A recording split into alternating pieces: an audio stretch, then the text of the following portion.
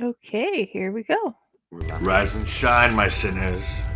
When Father Evil starts his day, he gets a little deadly. Deadly Grounds coffee has the richest, smoothest flavor you'll find anywhere. It's sinfully delicious. Once you go deadly, you never go back. Order yours at getdeadly.com.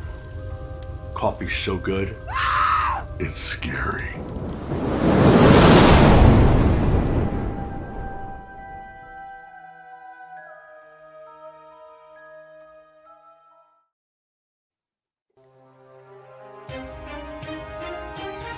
The Dorkening and all affiliated shows are not intended for anyone under the age of 18. The following may contain discussions or scenes that have adult situations, graphic violence, nudity, strong sexual content, and graphic language. This show is intended for mature audiences only. Viewer discretion is advised.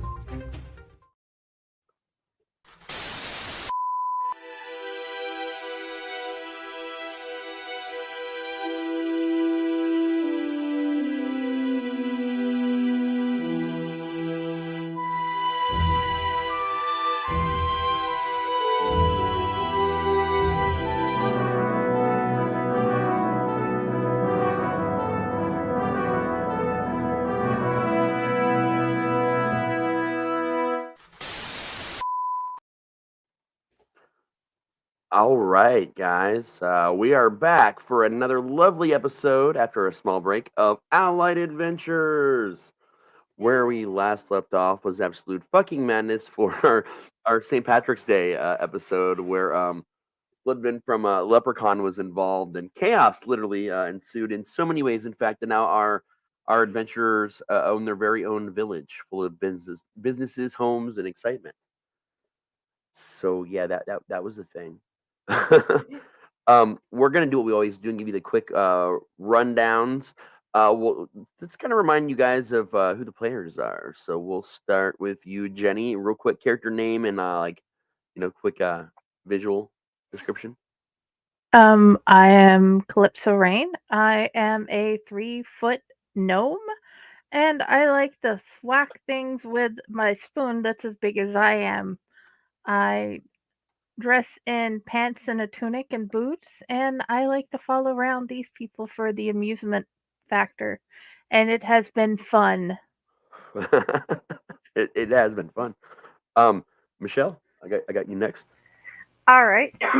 Excuse me. First, I have to say, in the warning, it says mature audiences. I don't even think any of us are mature enough to be listening to this show. Anyway, so I do Fever Phoenix. She is a Fire Genasi druid, Circle of the Haze, so she is pretty much a fucking stoner like me. So you know what? That's fun. And yeah, it's pretty cool. Now we own a fucking village and can do whatever the fuck we want.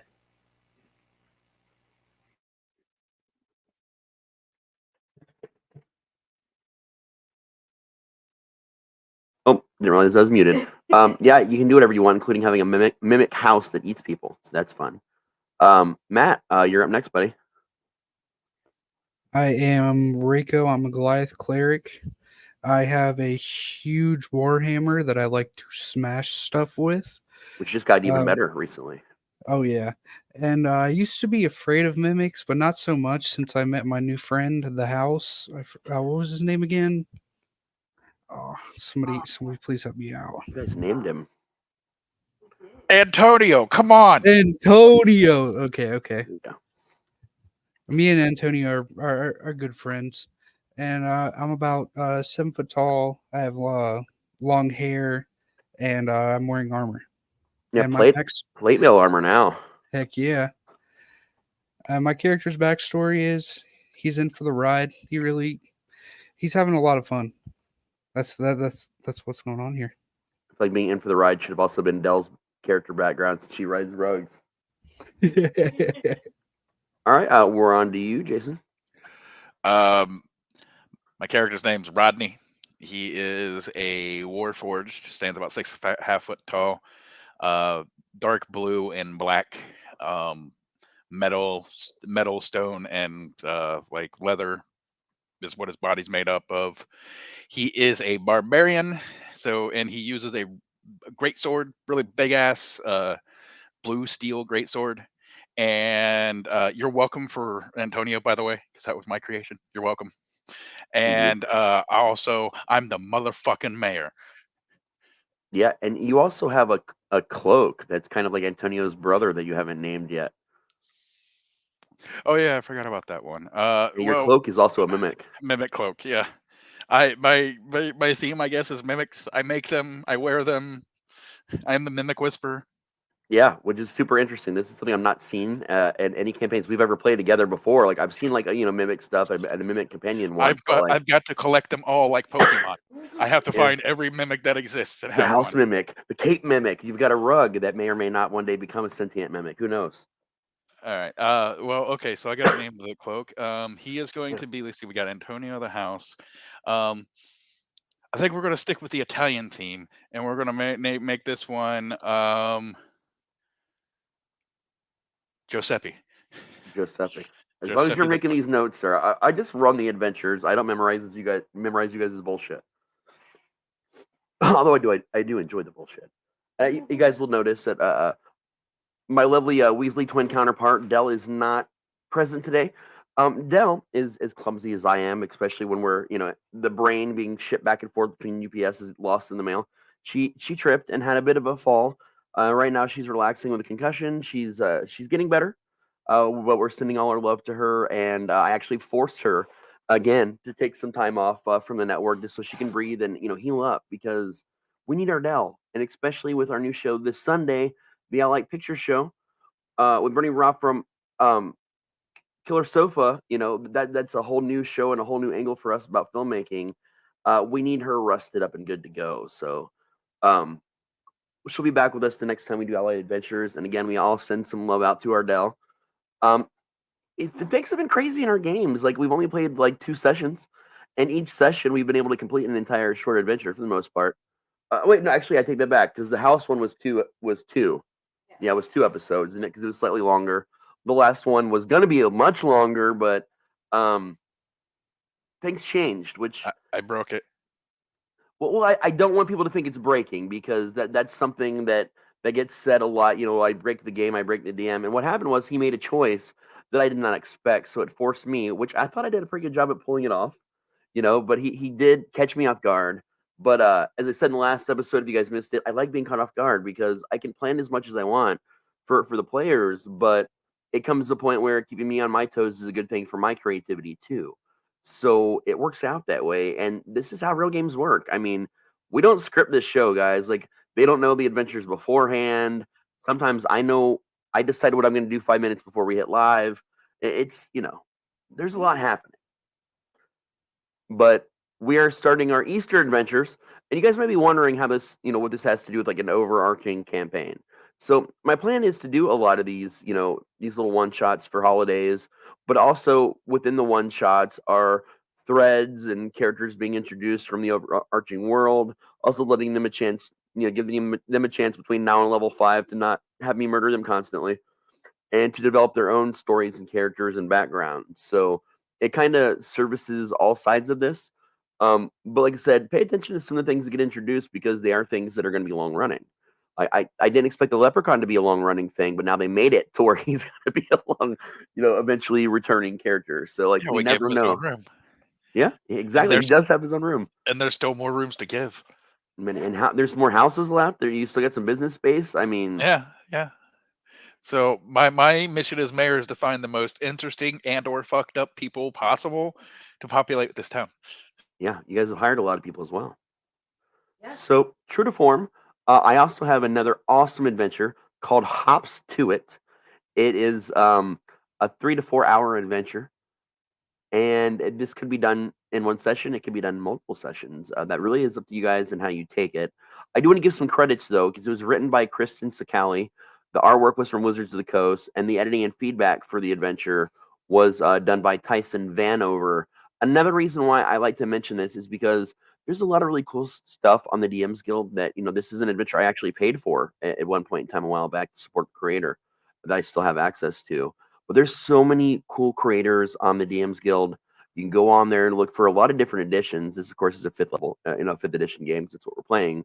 But there's a lot that happens between the DMs Guild and the RPG Writer Workshop. And if you're new to gaming or you're a new DM, it's a great place to go and look around to kind of figure out what your flavor is for your games, or do these really cool like one-shot adventures. So definitely check out the DMs Guild for really cool content. I know I've gotten so much content that we haven't even seen yet. I even found some amazing stuff for like urban legends and mythology, and there's even stuff for like creepypasta. I actually found a creepypasta supplement that I picked up a long time ago from there that I've never gotten to use. So we actually have all the stats for Slender Man and all kinds of other really interesting shit for stuff. Nope. That's gonna be another one that I'm gonna fuck with you with. Nope. I dare you to put Slender Man in and see what happens. Well, I mean, I'm already going to at some point. You just I will win. every man hybrid the fuck out of it. And you have the ability to do that, but sadly, an entire village of children may be lost in the process. But maybe not. Oh yeah, actually, we Slenderman D. Oh yeah, I've got stats for everything in D&D. I'm even I've run some fairly famous games and using pop culture and horror in D&D as well. Like we've done some great adventures with Evil Dead, Friday the 13th. We just did a Leprechaun one last time. I bring a lot of interesting things in. You might even run across a very small town named Derry in the middle of nowhere that has a killer clown, problem. Which I will completely bypass. Can we sacrifice children in that town too?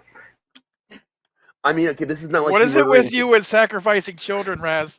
I know this is just her shtick because last night we were streaming to Twitch and playing the new South Park game, and she was beating the shit out of kindergartners and screaming about it.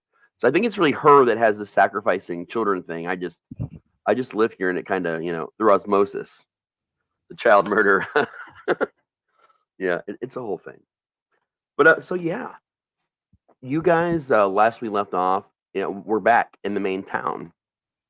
You literally had just finished handling things with the mage and moving everything she owned back over to your village and hiring the rest of the people you needed. And you guys even got a Sasquatch, a local famous Sasquatch, to help you guys move back to your village to help out your outdoor section. He's doing fuck knows what out there. As you guys are relaxing at the end, though, I might have accidentally hit that again. So that's my fault.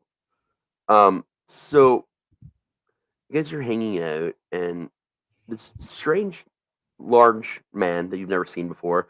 Large by large I mean fat, like very not like heavy set, but I mean he can barely walk. He's so swollen with skin and meat. He walks in, he's dressed like a noble though in very expensive clothes, and he kind of waddles in, and he goes immediately over to the bar to Mafak, and he waves his arms around and mutters some shit you guys can't hear from where you're sitting, and Mafak just kind of rolls his eyes and nods his head a few times. The guy puts down an envelope and then just stands up straight, or as straight as he can, and waddles out of the bar with an aura of self-importance just, emanating around him. You should check in with the mayor. He's over at that house. I point in. He usually gives gifts to traveling nobles. I point to the mimic house. Well, you guys aren't near your house. You're in. No, I said I point over towards the mimic house. When he's walking out the door. How can you point towards the mimic house when the mimic house is in your village and you're in a town? Oh, I thought we were in. No, you guys. No, you guys. You guys had just finished hiring everyone you needed to go back to the village. Okay. You ended in the vulgar unicorn that's in, the initial town. The downtime, my brain got scrambled. I thought we were. No, you're good. No. You're fine. You're good to go, man. I strike that from the record, Your Honor. So, yeah, that's what's happening, and eventually, Mafak's just like, damn it. And he opens the envelope. He looks at it. He snaps his fingers, and some blank spaces of the wall are now filled with some tapestries. And on these tapestries is the announcement of apparently a festival. One that he doesn't again seem pleased. It's just called the Spring Ale Festival is what it's called. And again, he just seems a little irritated by it. But then he goes back to just washing some mugs and hanging out and talking to people. Then they're coming back and forth at the bar, and I, that's where we're starting our session. I wander over to Mafak Okay. and I go, "All right, what's the deal?" I not I my head kind of nods towards the banners. So it's this festival that was really big around here for a long time. We kind of stopped doing it 5 years ago because, well, honestly, that because I started making all the ale, and the original brewery that hosted this whole thing just kind of disappeared. Like, I mean, the building's still there, but like there was just no more communication, back and forth between them and the town. It's kind of, we thought, abandoned. But this letter just came, and that was the mayor, by the way, that super special guy that just came in and out. And I apparently we have to do the festival now, and he got all the shipment of the ale in, and he doesn't need my spirits to cover things for this. So I'm a little irritated that I'm getting left out of it. But I still have to advertise because I'm a shop owner, and it's kind of one of the things we agree to around here.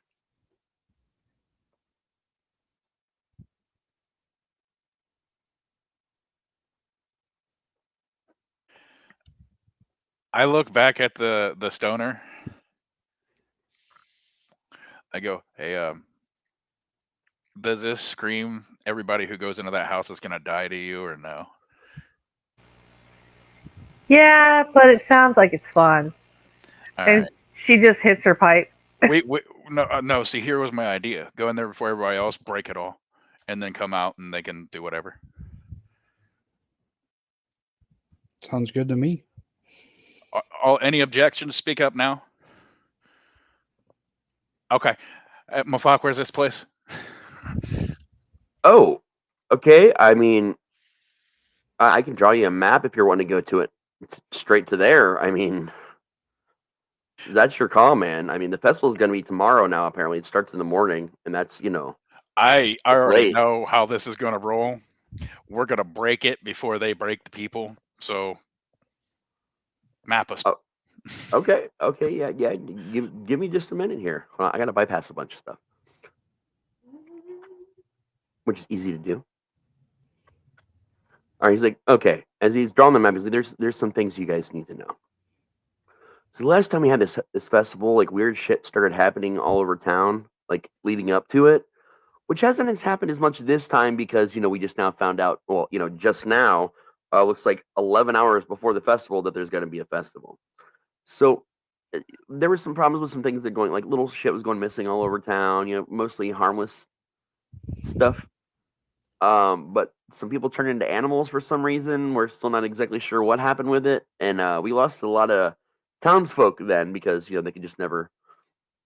Called it. No, Let's go. yeah, no one was able to turn back into human beings again. There were owls, rabbits, you name it. There was all kinds of shit, basically, and it's just hard to explain, man. But this place, okay, this distillery, I guess we'll call it. It's like 100 years old, man. It was like the thing around here, and their ale was like before I was around, and they, before they shut doors and everything, they were the most famous ale on this continent. Like it was that big of a deal. It shipped everywhere, just like mine ships now.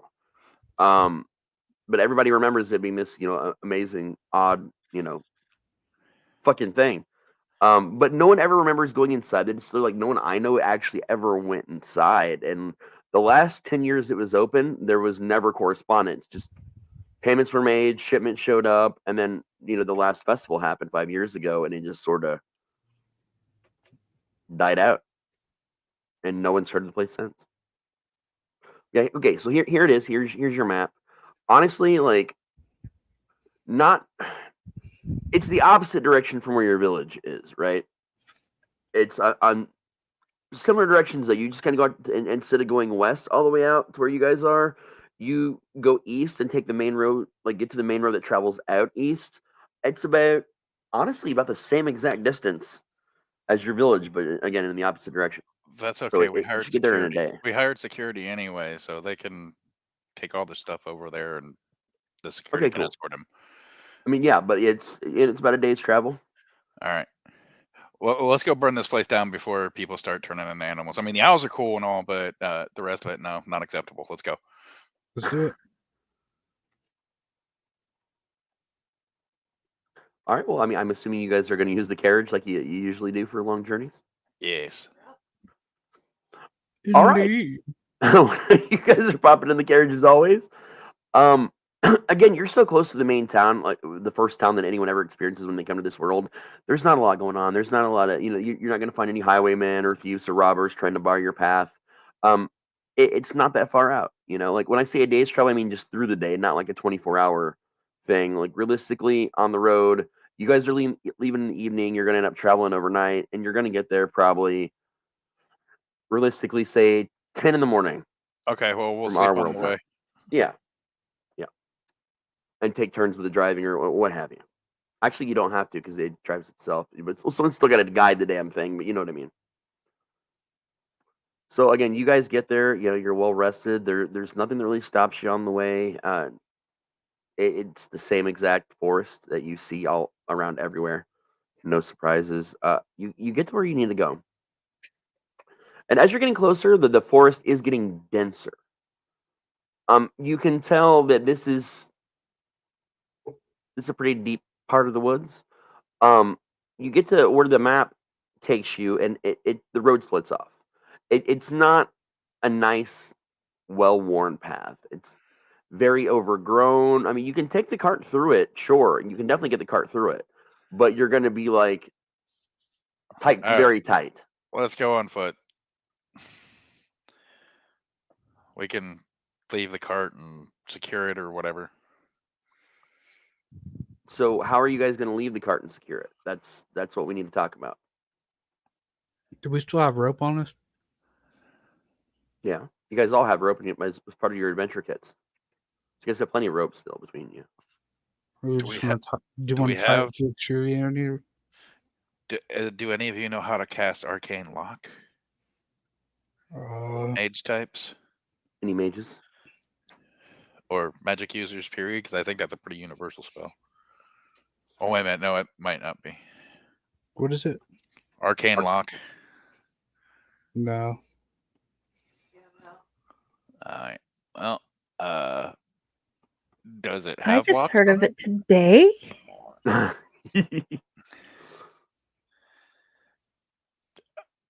I mean, we're in the woods. Well, you're in a main path that cuts through the woods, about to abandon your cart on the side of the road to take a path by foot. Well, I mean, It's a well-traveled, like the main road is well-traveled. People come through here all the time. Well, I guess we have to take the cart through. Let's go. So we can't leave it here. It won't be here when we get back. Oh yeah, definitely. So yeah, I guess we'll navigate through the rough. Okay, it's just not comfortable terrain. It's very bumpy. It's not gonna damage your cart, but like you're in there tight. There's no room for failure here. Like you're tight, and if something happens, you're stuck. So let's hope nothing happens. In fact, someone is giving me a luck roll. I don't care who. You guys can choose amongst yourselves. Is it 3D? Is it 2d6?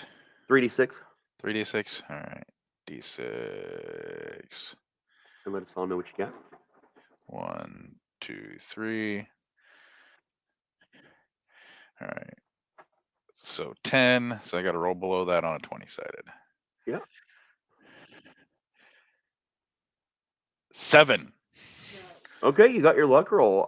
There's a part about halfway through. There's like this big awkward pothole that's like partially in your path. So you managed to notice it. You guys notice this, and you get out of the vehicle and you find a large rock nearby and some extra like dirt and stuff, and you kind of do a makeshift pothole fill in. That way, you guys are able to get it over without getting stuck. And after you get over, you check it out. You stamp the dirt down around it some more to make it a little bit more solid, just to make sure it's going to be easier to still get through on the way out. So good find on that. You guys make it to where you need to go at the end of this path. And this is a path so deep that the woods just are getting thicker. Like you can tell there's been no logging out over here. There's nothing. There's even a small mountain over here. Like as you get up into the area right in front, this giant area that's over fucking grown. Almost kind of reminds you a little bit of a like half the size of Willy Wonka's chocolate factory, like kind of set up, but right next to it there's this giant, like really tall, like almost like a wizard tower. But all that is at the base of a small mountain, basically. And even the mountain, there's no signs of mining camps anywhere near it. Like this whole area just seems abandoned, and it's got a very odd vibe, like you're being watched. That's how it. That's the only way I can describe how it would feel. Okay, I guess we secure the cart and like tie the horses and all that stuff, or not horses. I'm sorry. Tie the cart. I mean, I don't. Is there a way to lock it, like the doors, or not? Well, I mean, you guys can, depending on how you tie it up, like you got multiple ropes, 50-foot ropes between you guys. Yeah, You but could easily. people can cut ropes off. I was just saying, is there like a lock on the True. cart doors? I mean, that's up to Matt. There can be if he chooses that there is. It's a small detail, so I don't mind what he decides. Oh yeah, All right, we'll do that. we All right, lock cool. we lock it up and head towards. Yep. It's a basic, it's a masterwork lock that's just built into the carriage. There you go. So, what you guys see in front of you? It is barring your way to get to the tower to anything on the property is a large iron fence that stretches as far as you can see into the woods in both directions. It stands 10 feet tall. It does have a gate with a large lock on the front.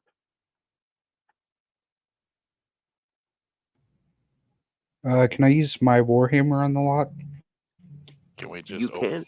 Can we just try to open it? No, it's locked. Yeah, It's Oh, 100% it's locked. actually locked. Okay. Yeah. I mean, I didn't tell you that until you just asked, but yes, it is locked. Okay. I'm gonna try to break it. Yeah, go ahead and roll to attack. It's a normal attack roll.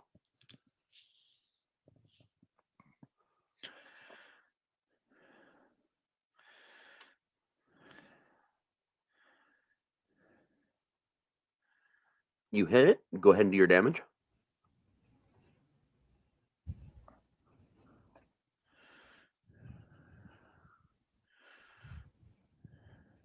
Oh, wait, Okay. I think I rolled the wrong thing. I was going to tell you, you rolled the wrong damage. You got to roll the damage for that there. Yeah, the warhammer. 10. All right, you hit this thing pretty fucking solid, and I mean, it gives a tiny bit, and you definitely see a dent because then your warhammers are pretty fucking big. Although this is a large lock, you have a feeling it's going to take a bit. You can definitely open it this way; it'll definitely work. It's just going to take you a while. Okay. So your options are to figure out how to get over the fence in a different way, and you're also pretty much sure now that you're not going to be able to pick the lock because it's dented enough to you're not going to be able to pick it now.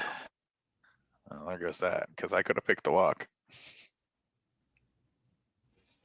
It's no longer pickable, but you can keep beating on it, and it will eventually, you'll eventually be able to get it. Well, while Or you can look for another way. he can beat on it if he wants. I'm going to start walking up and down the fence and see if there's a hole in it somewhere.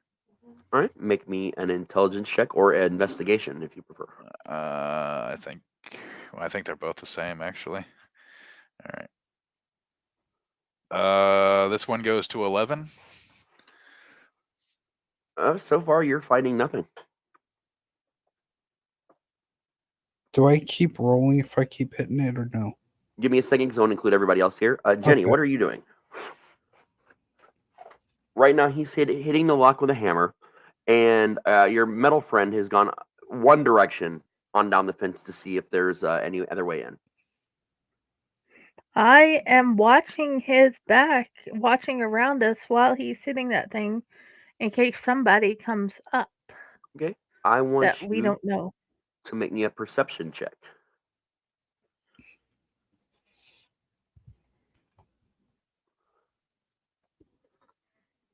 Okay. If you need any help, let me know. Oh, you got it. You 5? don't notice shit. You don't notice shit. There are trees. You notice the trees. The bewildered beast has been here. Sure. That's where you're at right now. It's just there's some trees. Which brings us over to Michelle. I am also watching beating on the lock back. Sorry. Words are hard. I Yes, very yell hard back, today. way to be productive, guys. So I need you to go ahead and give me a perception check.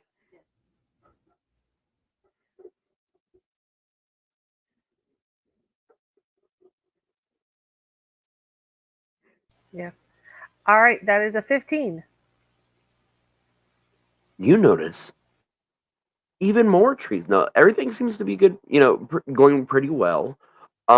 You can tell that your gnome friend seems very distracted and is looking around wildly, just at different trees because they're all everything is much taller than the gnome in the overgrowth, and that's the problem right now for the gnome. Like the gnome's having problems seeing over the overgrowth. So, but if something happens in the overgrowth, the gnome's got it covered. They're just trees, Calypso. They're not going to bite you. Are you sure? Have you ever been bitten by a tree before? Yes, I have. It's not fun, but these are just trees. You notice, May I yeah, remind you of the carpet? fair enough. So you notice that your Goliath is just smashing the shit out of that lock. Yeah, there's no picking it now. It's he's fucking that lock up, and your metal friend is wandering off. It seems to be like inspecting the fence down that direction. While you're staring at the trees, see if one of them's a mimic. We need one for the yard. So that brings us back to our Goliath, and go ahead and make another attempt to smash that lock. Why won't this lock break?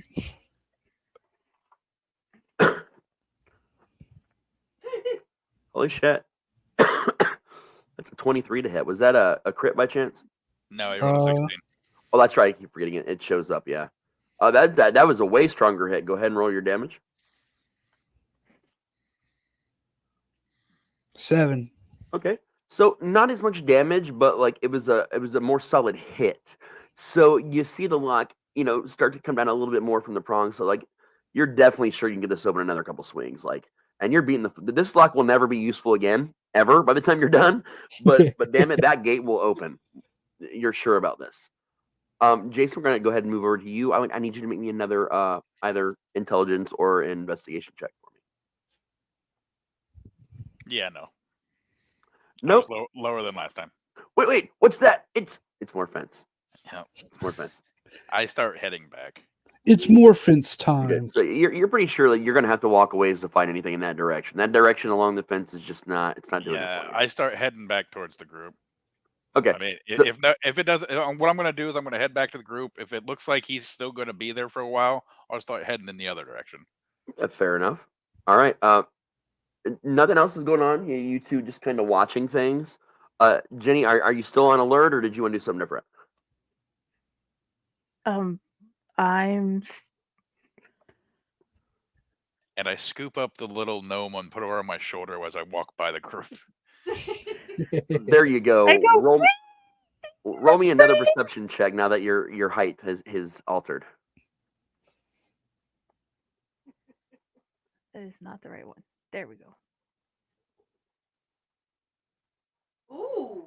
Damn. 21. So you see something strange. You think a tree might have just moved.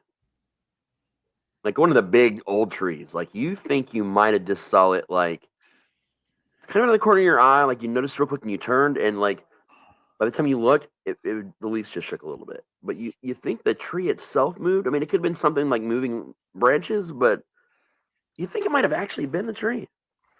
Oh, fuck. I think the tree moved, my big friend. I look over which tree. That one over there. By the time you look, the leaves are just a tiny little bit unsettled, which could be explained by a small critter or the wind. I wander over. Okay. I look at the tree and I go, look. If you're a mimic or something like a mimic, we have a history with mimics. You either come into our village and live there or die because you try to attack us. Choice is yours. There is no response from a tree. Okay. I'm the mimic whisperer. But not the tree whisperer, apparently. Oh, it is not a mimic tree. So True. Back to our druid. Why don't you go ahead and roll me another perception? Perception? Yep. Okay. Yeah, let's see if I can. There. Ooh, 20. So you happen to be looking that same direction. You saw what she saw, except for she saw it a little bit quicker than you did, but you definitely saw what looked like the tree, like the last moment of it just kind of settling. So you also are very suspicious about this fucking tree, man. Okay, so she is going to get a little fire going in her hands Mhm. and walk over to the tree Okay. and stand next to Rodney. Now this is an oak tree that is. If you guys all stood like tight in a circle, that would maybe be the size of the trunk of this tree. Like it's a huge old fucking tree that's let's so not burn, tall and the forest is so dense you can't even begin to let's hope not to see the top of it. let's not burn the forest down. She looks up at the tree. I mean, you're a druid, for God's sake. She's looking at the tree and she looks to Rodney and just holds her hand up for a second. Just like literally holds her hand up and puts like that 1 second type hand hold. And she looks at the fire and she looks at the tree. It's like, you know, I really, really like the outdoors and I like the forest and I'm a druid, so I really don't want to set you on fire. So, you want to talk to us or not? There is no response from the tree. Matt, why don't you go ahead and roll for that lock again? Mm, 16. That'll hit. Go ahead and do your damage.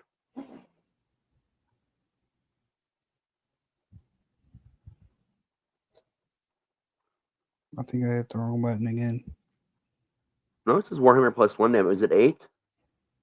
Yeah. Yeah, I know that. You did the right damage. It's Warhammer. Oh, okay, Warhammer plus 1. Yep. You another. I mean, not as solid hit as one before, but it's still a pretty solid hit. Better than your first hit. You think this might have a swing or two left at best. Like you're getting really close to busting it open. Not quite there yet, but you're damn near it. I'm gonna go ahead and at this point in time, you've gone past where he is now, Jayson, since you've already picked up the your friend, and you go back to the fence and start walking in the other direction. So go ahead and give me an intelligence or investigation check.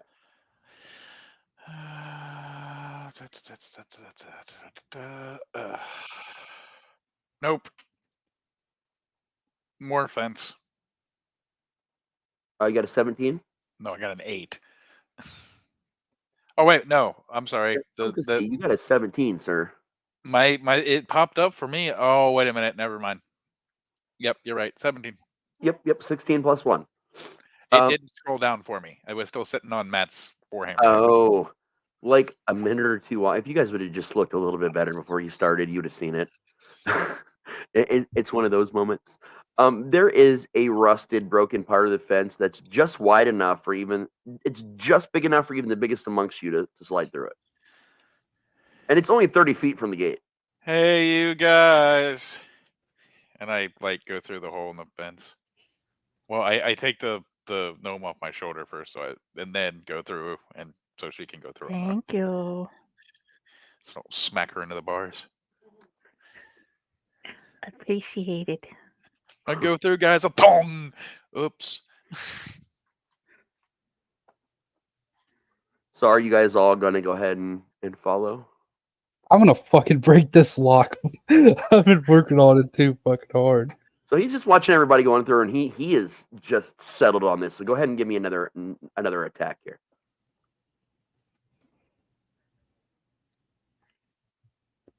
17. 17. All right, do your damage again. Well, then you can say about him, he's not missed a single swing yet. That's 8. impressive, actually. 8.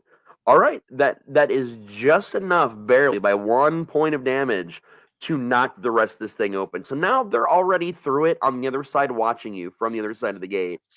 But that lock is off, and you just swing that big gate wide Oh no, open. I want to kick the fucking gate down. You're not going to kick it down, but you can kick it open. It's sturdy. You kick it right open, and it is more than big enough for you to be able to have had you have not already tied the cart up to have brought the cart inside. But you're good. It's just a very wide gate. It's like I'd say a good 15 feet across. So it was I'm huge. You got a satisfied. huge entry and exit point now. That's Yeah, it's a good exit point. you're solid. If we got to get out in a hurry, bam. Future So- reference, big boy. I tap the cleric on the shoulder like good job. Future reference. I can pick locks, and I walk to the door. All right. So you guys are now on the other side for different reasons and different situations, different paths. You are inside the actual property, and you guesstimate it's probably going to be with this amount of just overgrowth and untamed vegetation. It's gonna be difficult terrain to walk. So it's probably, if you had to guess, it's going to take you 10 minutes to actually reach the property, the actual building. So I'm going to assume, unless you guys tell me differently, you guys are just walking towards the building. Yeah, unless something catches our eye on the way, like another building or something shiny or things like that. Giant Okay. monster trampling through the woods towards us. Is there anyone that's doing anything specific other than just walking? Fever has kept that little like produce flame in her hand, and she's just kind of playing with the ball, like kind of actually playing with it, kind of like a ball with her hand, and kind of hacky sacking it around with her hand. Okay. Cool. She's playing Don't Let the Balloon Hit the Floor. Exactly. Well, All right. I think I'm going to do a perception check just to see if there's anything behind the gate. Fair enough. Go for it. The key is sitting on the ground next to the gate. Got a 16. Okay. No, you don't really notice anything. Honestly, there's a keep out sign that fell at some point in time and is rusting on the ground. But other than that, there's just a lot of more overgrown vegetation. Okay. Signs. Ha! Like I pay attention to those.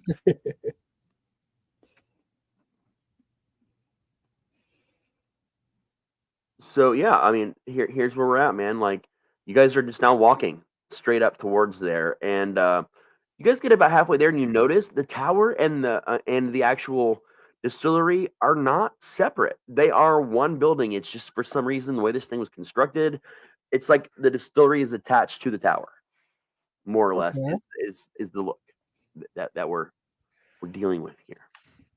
Do we want to? Well, is there a door into both, or is there just a door that goes into one?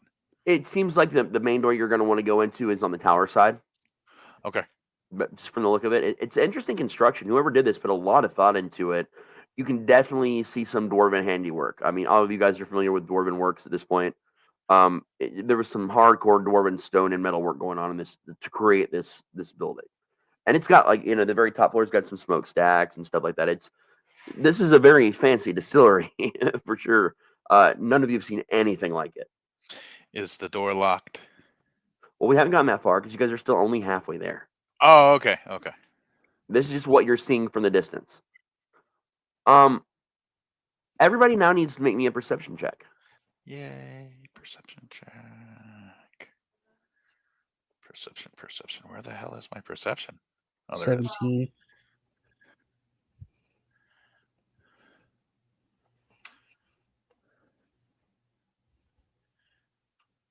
Insufficient. A 17, 2 12s, and a 6. Okay. So Reiko's going to be the only one that actually notices it. A tree shifts and it's visible to you. You actually watch one of the branches dip down and back up. You see it. There's no mistaking that this tree just actually moved. Burn it. What is the Guess you distillery wait made out of? back. Stone. Yeah, just burn it. You're going to burn the tree. Yep. Okay. What are you going to Who's burn it burning with? It's your turn, sir. So what are you Hey, burning? hey, Fever. Can you handle this tree for me? Handle my light work. So Beaver goes up to the tree and she's playing with she's like juggling it between her hands. The little fireball that's in her hands. She's just juggling it between her hands. Okay, stop. Does anyone speak Sylvan? Sylvan? No. Sylvan. Let me see. No, I just speak common. Nope. Draconic, Druidic, and Primordial. Mm-mm. Celestial, common, draconic, and giant. A face appears on the tree, along with one on another tree on the other side of the path up where you guys are traveling up to the building. And they're both speaking seemingly to each other, and then they kind of tilt to you and try and speak. But their language is not making any sense because you guys simply do not understand it. You got some paper? She speaks to them in Druidic and sees if they understand her. And says, I see you are having a conversation. I do not understand what you are saying. Do you speak Druidic? These younger generations, they just don't understand the language of the trees. Or the language of the Fae, for that matter, which we're using right now. What is wrong with you children? She literally takes her hands and like puts the fireball out. And I truly apologize to my elders. My parents didn't teach me Sylvan. They taught me Draconic, which was the language of my brothers and sisters, and my father taught me Primordial because he felt it might be necessary, but none of them taught me the language of the Fae. I do apologize, sirs. And what about the gnome? What's the gnome's excuse? This seems like a very sad affair as if modern day gnomes do not know the language of their people. She looks over to Calypso. They want to know why you don't speak Sylvan.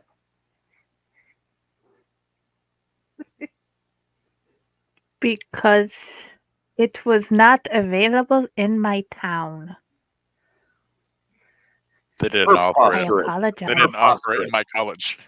The available tree on the other side. The tree on the other side that's also talking to you, Fever. That is preposterous. Gnomes and the Fae go hand in hand. Sylvan is available in all Novan locations. I know this for a fact. Now, are they speaking still Druidic? Yes. So only you can understand what they're saying right now. She looks to Calypso and she's like, they say that's preposterous. Sylvan should be known in all gnome places. That is a thought that people have, yes.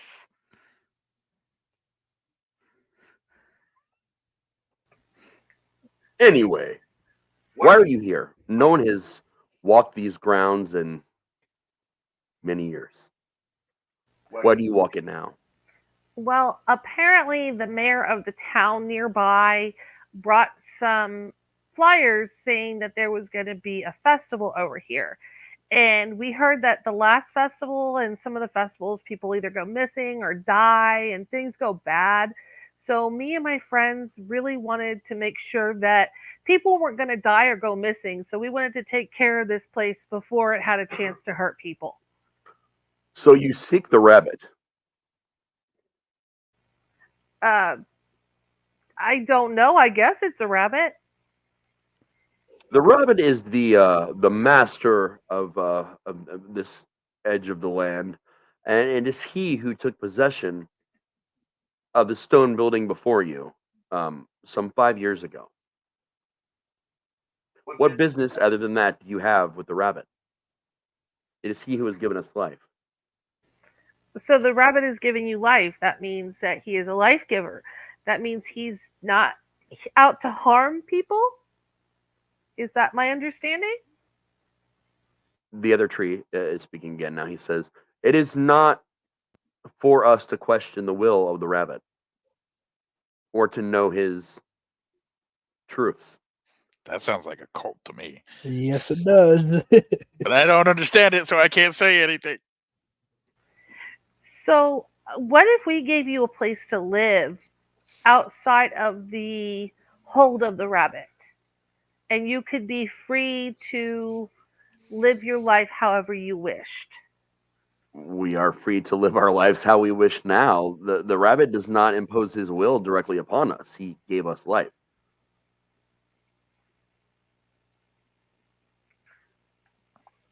She's thinking for a second.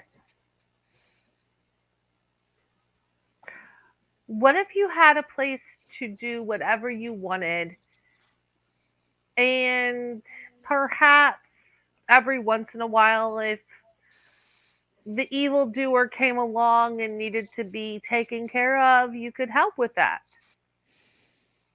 One tree laughs, the other tree laughs, and then you hear dozens of laughs in the same town, like in the distance, all over the place.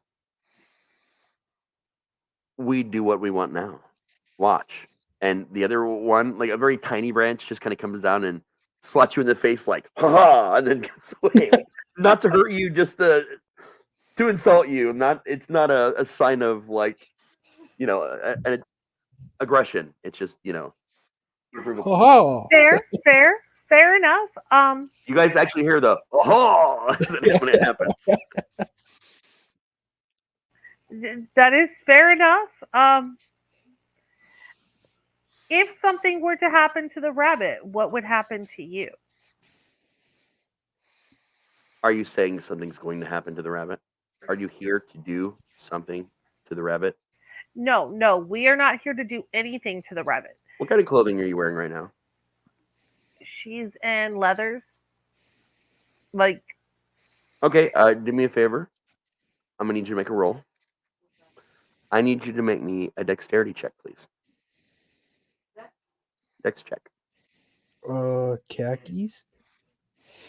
Khakis. Ooh, Cotton. 19. You're wearing that's cotton dex then. save.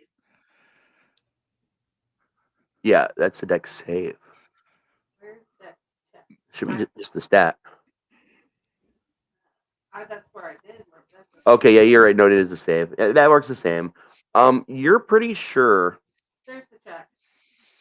Okay, yeah, that you still rolled high enough. Okay, you were almost depantsed by the other. Like you guys are witnessing these two little branches very sneakily moving to about her waistline, like they're gonna do something, and then she turns around, swaps them away.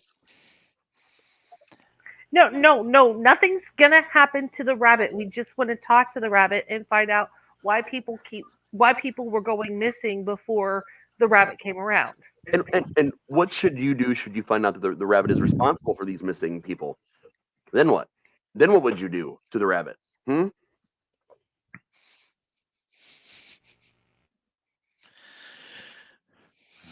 Maybe another dex check. Sexual harassment, panda. She takes a really long hit of her pipe and is still slapping away, or trying to slap away, because she's about to do a dex check again.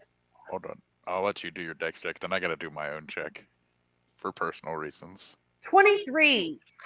As you're paying attention to this tree, the other tree tries to swipe into the same motion. You're just not having it. Okay, I'm fine. And she's like, hey, do you want to hit this? It's really good shit. We're fine. But again, answer my question. If you find out that the rabbit is causing these people to go missing, what would you do to the rabbit? We would find out why the rabbit is making these people go missing. If the people deserved it, then, the rabbit's fine. I mean, I don't have any problems against the rabbit, really. I just want to know why people were going missing. Oh, we could answer that, says the other tree. Okay. Because it was fun. And no one is missing. They're all still here amongst the forest. No one actually went missing. They were turned into animals. And they're frolicking around the meadows and enjoying their lives. Mystery solved. Goodbye. So she turns around and tells these guys all this stuff. That this rabbit brought the trees to life. That the rabbit has turned people into woodland critters. And that everybody's happy.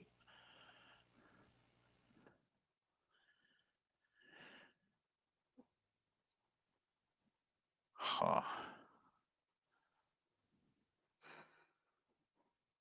And then she takes another long hit of her pipe because this is even for her. This is too much. Fuck it, burn it to the ground.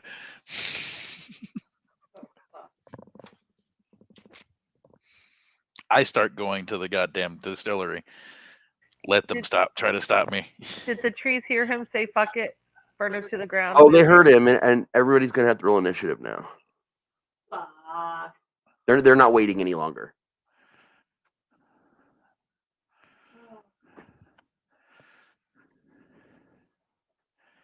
Let's see the initiative on these trees really quick.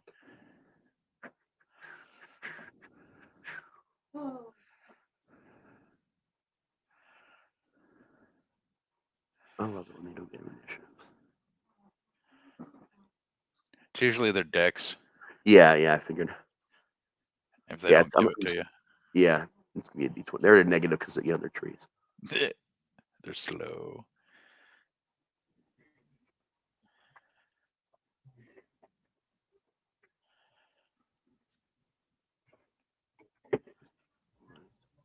Okay. All right, give me just a second here. So I'll look at some stuff.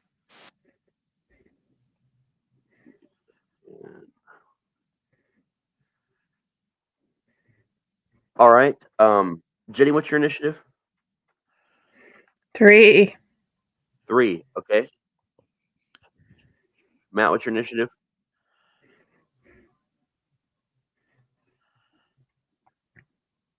16.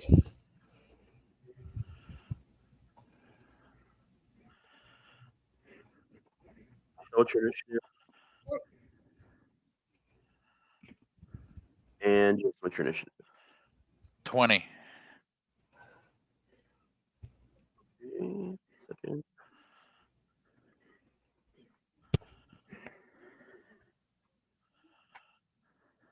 I'm just trying to set this up so it's a little bit easier for me to follow it and make this a lot quicker than I did last session because I've learned some things about how to make this a little quicker. All right, I got the initiative ordered here for myself to make it a little easier.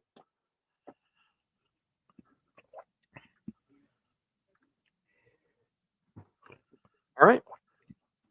It's clear now that they're not having this, so you definitely have the intention that this is going to be a fight. So what are you doing, Jayson? Well, first off, sir, I would like to rage. Okay.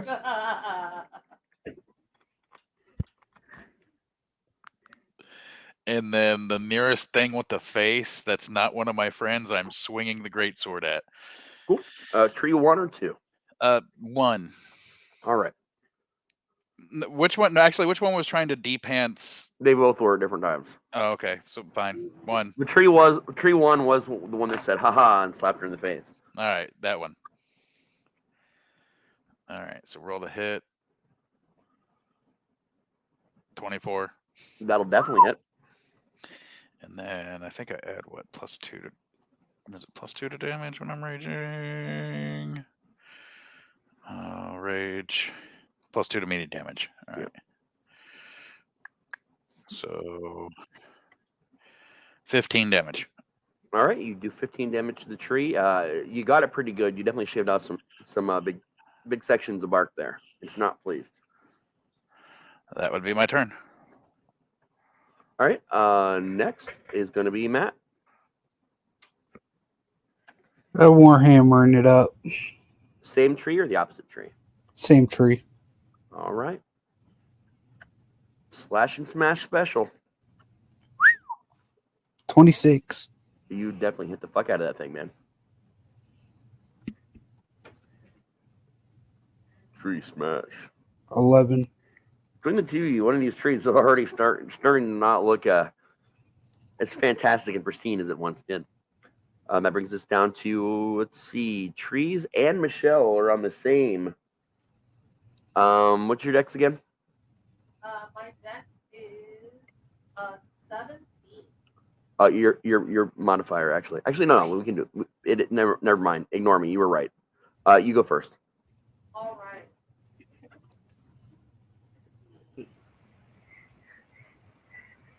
I feel like we just started this episode. We're already like over an hour in, and I'm like, what? How's it been a fucking hour already? So, Fever is going to start a bonfire underneath the first tree. The one that they're fighting. Yep. All right. So Let's talk about bonfire works. it's just a deck save of 13. 13. Give me a second. I will let you know how that turns out for these motherfuckers.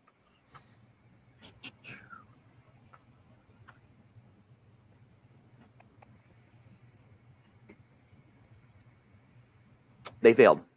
It failed. Sorry. All right. Well, here comes the bonfire, ain't it, guys? And now, how does bonfire just stays going, right? Yes. Pretty sure it did. Okay. And that's to say they're gonna have to make every round. Yeah. Okay. Unless they choose to move, but even if they choose to move, they're still gonna have to do a save because the damage. Yeah, I got you. Same page. I just looked it up. All right. That's gonna bring Tree One, who is kind of can't move now because you guys have got this tree surrounded and there's a bonfire under it, and it's going to attack what it vibes is the weakest point, which is going to be Michelle. Because it does want to move, but it's more likely in its mind to move you than the others. Okay. So it is going to attempt to hit you. So give me just a moment here.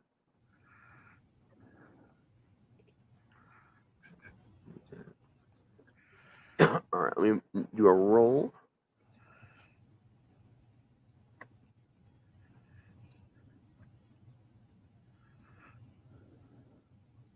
Oh, shit. That's a nat 20. Fuck me. Well, the tree really wants to fucking get out of here.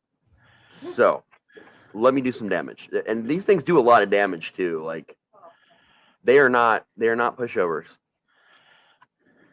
Let's see here. Let me do some scary damage. Let's do this a different way. Fire. Bye.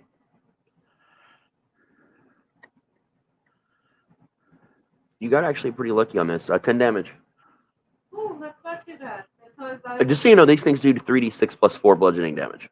She needs to make a concentration save for the bonfire. Yep. She needs to make 2 saves actually. First concentration. Well, yeah. that's at will. Yeah, I know it's at will, but you still have to do a concentration check. To maintain it. Yeah. After you get hit. Which one is that going to be? That's what's your spellcasting ability go off of?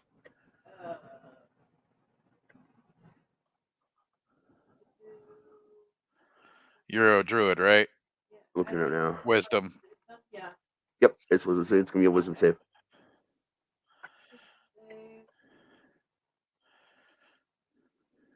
22. Yep, you definitely passed it. Now also make me a dex save real quick. Dex save. Try to see if he's able to kind of shove you out of the way enough to move. 17. He's not. He comes down on you, but you keep your ground, and he is kind of stuck between you guys right now. Hold on. You guys also, the 3 of you now have advantage officially on this tree. She looks at this tree and just starts cursing at it in Draconic. So I also want to explain what advantage is for you guys. We haven't really done this a lot. You can get inspiration or advantages and things of that nature. So what happens is if you have an advantage or disadvantage, you have to roll to hit twice. And if you got advantage, you get to use the higher of those numbers. If you have disadvantage, you'll be using the lower of those 2 numbers. Okay. Just to kind of explain it to you guys. So kind of when you're rolling with advantage, you got just a shot to get a better roll. Let's see. Now we are onto the other tree, who is like, hey, that's my buddy over there, and he happened to notice. Whoa, I just lost my screen. Okay, it's back up. That was weird. Probably a cord pulled a little tight somewhere. So it's gonna go after Jayson. It was the first one to be aggressive in its eyes. So I'm going to make me a roll here. It's going to be 6.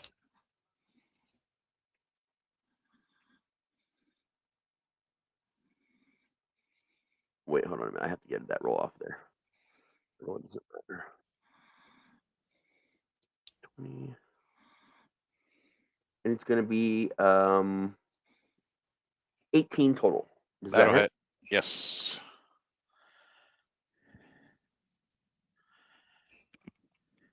You're going to take, looks like 6 damage.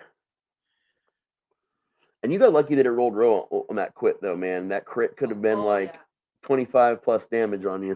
Oh, yeah. I'm not as worried Rolled about roll on damage this one, right too. now. I'm Yeah. raging, so It rolled super roll on you, too. well, I take half from everything. So Yeah. unless it's magical. It's not. It's just tree slamming you. Okay. You're getting the wood.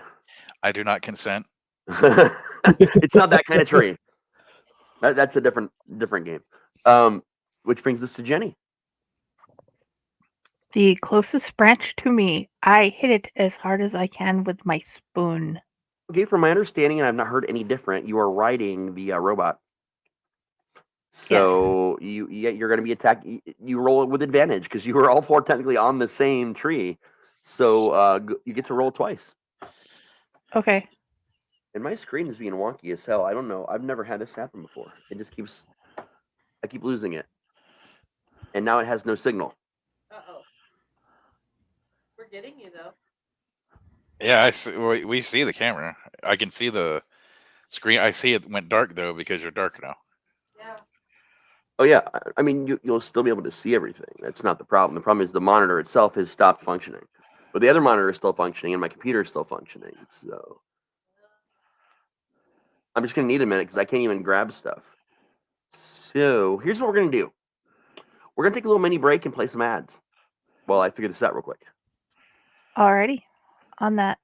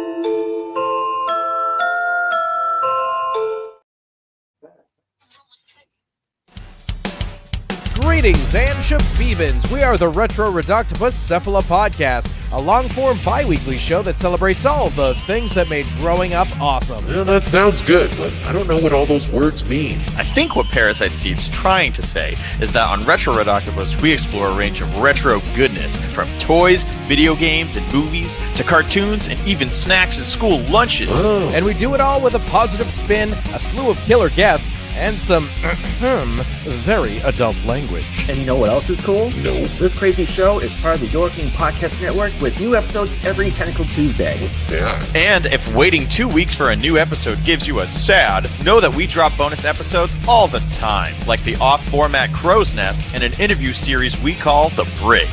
You can listen to Retro Redoctopus on Apple Podcasts, Spotify, Stitcher, or any app that's cool enough to carry the only show that celebrates all the things that make growing up awesome. I fixed the problem. Cat issues. Crowley, he keeps trying to go and run around in weird places, and he had almost pulled the cord completely out of the monitor. It just was it was still kind of connected, but I guess when I shifted the monitor to figure things out, the cord just came out the rest of the way. So, but we're good now. That was a hilarious issue, but we didn't need to play the ads at some point anyway. So We got to we're see our almost good half. buddy Steve too. Hell yeah, Steve Van Sampson. Actually got to meet Steve and Derek at the him and Derek Rook over at Horror Hound. It was brilliant, and all that footage is going to come very soon. I believe Calypso was rolling to smack a tree with advantage. Yes, that's where we left off. Now that I can see everything properly. So basically, you get to roll 2 attack rolls, Calypso, and take the best of the 2. Okay, the best of the two is the 4. What? There's a 2 and a 4. The best What? of the 2 is the What? She rolled Yeah. a 2 and a 4. What? No. No, I understand it. I'm just saying. What? Oh no! Wait a minute. You rolled damage. Not. You need to roll to Okay. attack first. The one under a hit Yeah. DC. Yeah, I was gonna say because there's no Okay. way it's a 1d6 minus 1. Like I that couldn't have been right. All right. So Okay. the first one's a Is that 7. And the 7. So not much better. Well, you missed, suffice to say. I have been very blessed in many things today. Dice rolls is not one of them. Fair enough. Bring us to the top of the round with Jayson. All right. So yeah, smack the shit out of the tree again. You smack that tree. All right. So first, Show it who's so boss. that's 13 or I don't see the bottom one because of 15. Yeah, you'll hit. All right. So just add 2 to this. So 9 damage. 9 damage. All right, gotcha. Damn, I hit hard. That was rolling snake eyes. My damage. I didn't realize how hard I actually hit. Yeah, it's on you, Matt. Alrighty, we're gonna go use the Warhammer again. You're a cleric. Use your spells. He's a smart cleric that saves his spells for. Cantrips are free. The first one's always free. The first one's always free, baby. 17 and a 22. I mean, yeah, you'll hit. Do I roll damage twice or not? No. No, just a hit. Yeah. 11. All right. Nice. Wow. Right. That was also a very strong hit. This Damn. tree is it's not. It's just shedding bark now, and it's bleeding chlorophyll. You know, like it's not good. And Matt's dropping shit on the floor up there that I can hear down here. But yeah, this thing it's even kind of like unsteady, and parts of it are really starting to go black from the flames as well. Like this tree is not in good shape right now. It's gonna probably want to do everything it can to get out of this worse than usual. So, but Michelle, you beat it in Dex, so you get to go first. I'm going to use Control Flame and force the bonfire to go up 5 feet. Shit. Okay.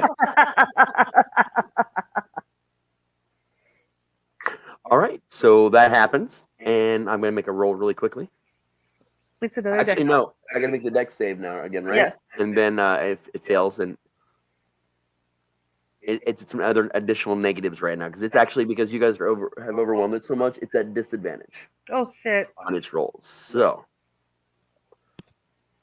okay, it's failed. It's very Oh, 6. Oh, so it shrieks, and it just the whole tree goes up in flames, and it happens like at this really quick pace, like almost like time is shifted just for the tree because you can watch the flames like just rip through this tree and turn into ash, and within moments there is just a pile of just like ash and charred wood at your feet.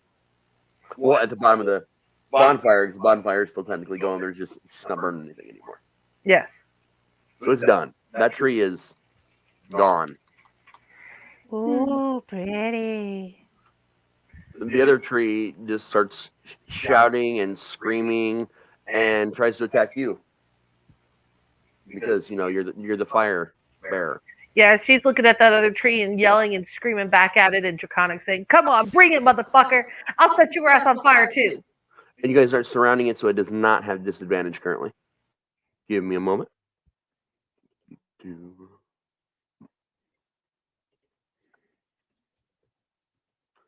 Does the 20 hit you?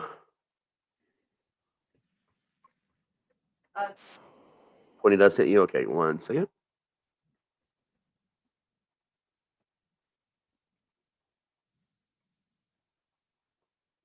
Wow, it rolled very well. You're gonna be in trouble. Give me a moment here. Okay. Druid down. Druid down. Just knocks the fuck out of that druid. So that the druid is down. And this brings us to Jenny. Like I'm down. Like, are you at negatives? I am. Let's see. I was. I put it. She's making death saves because you don't have negatives anymore. Yeah, no, I gotta let her talk just so I can hear what she's saying. I was at a 9 when I had the 14. Okay, give me a second.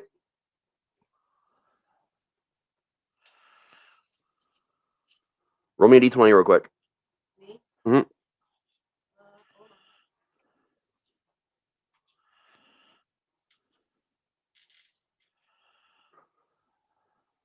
Son of a bitch, 3. Okay. You get multiple. The thing about the death saves in this is you get multiple attempts to whether you live or die. So It's that a, is technically it's a failure, right? it's a 3-strike rule. Basically, if you fail 3 times, you're dead. If you succeed 3 times, you're stabilized. Yeah. You're not up, you're just stabilized. But Can you're I not dead. use Spare the Dying spell? On your turn, you can use the spell. Your best bet is just to use a Cure Wounds spell with her, because that'll give her hit points back. Yeah. Okay. But And then for now, she's we're exactly at up. Jenny. How close to the tree is my big friend? Is my next question. He would have to move to the tree in order for you to hit it. What you can do, even though it's the end of the round, I will let you save your action for when he moves if you would like. Please and thank you. Not a problem. Which puts us back to you, Jayson. Okay. Yeah. Turn burn. Actually, what I'm going to do, I'm going to ask the DM if he will allow this to add extra damage if I do hit. While I'm going to swing downwards, scoop up some of the ash and coals, and use that while I'm on my sword to swing into the tree. See if I can add a little extra oomph to the damage. I'll allow it to roll a dex save. Okay. But otherwise, yeah, we might be able. We can do that. All right. That's Just smart. a regular hit. Yeah. 2 hit on this one. All right. Yep, regular because you guys haven't. You know what? surrendered yet. I am going to recklessly attack, so I can retain my advantage. All right. But he gets advantage to hit me. Yeah. All right. So the dice is on top of that. 15 in the first one. 15 on the second one. You hit. So let me do this roll real quick. That way, when you do the damage, I can have you do that. All right. Well, I'll have to add the extra dice on top of it. I'll just roll my normal damage now. And he failed it. So yeah, I'm gonna let you do a D4 of additional damage for the fire. So 15 total so far. Let me add the D4. Do the D4 separately. Yeah, 15 plus 1 fire damage. I got you at 13 for your damage. Oh, because never mind. It's because of what you're using. Yeah, because I'm raging. I get +2 to my damage. Yeah, because you can click on that in the program, and it should take that into account. I don't know why it didn't.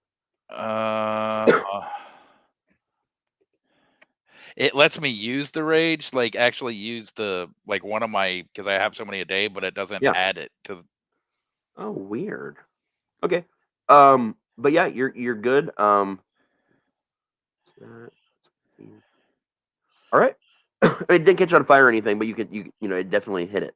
Yeah, I just wanted the extra fire damage to it. Yeah, a little extra burn to it. Yep. And since Jenny held her action, we're gonna let her do her action now. I tried to thwack it again. Okay. And there's 2 of you attacking, so you have advantage. So that 5 is okay if it didn't hit. Let's see what the other one does. 8. You have still missed the tree. Of course I did. Jenny, what class are you? She's an artificer. What class am I? Yeah, can't you use spells? Because you'll roll better to hit with your spells than you will attacking with a spoon. Maybe she is not saving sure about her the spells. So this brings us to Matt. I want to do what Jayson said to do instead of the Spare the Dying. Okay. You should be able to cast this from your sheet. Yeah, Cure Wounds or whatever it is. I'm gonna pop into your sheet real quick to double check it and see if I can give you a hand here. Yeah, I don't have spells on my sheet, so I don't know where to look. Being at home, that we have players from all different levels of experience. That's why we take a little bit extra time to explain things to newer players and to you guys. because some of you may also be new to D&D, so just something that we do. Do I put all these spells in my list? Like, do I have all these spells?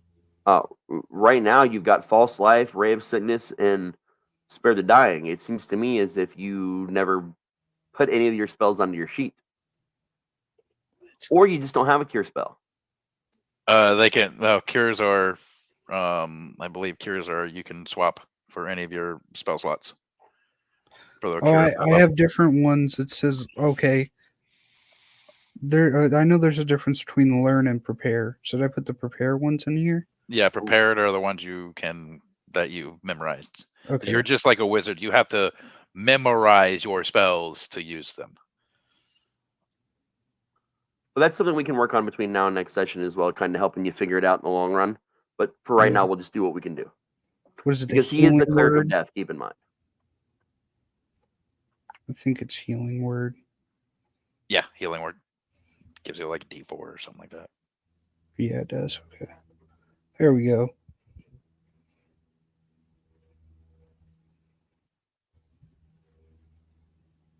All right, so you'll cast the spell from the when you put it on there. All right.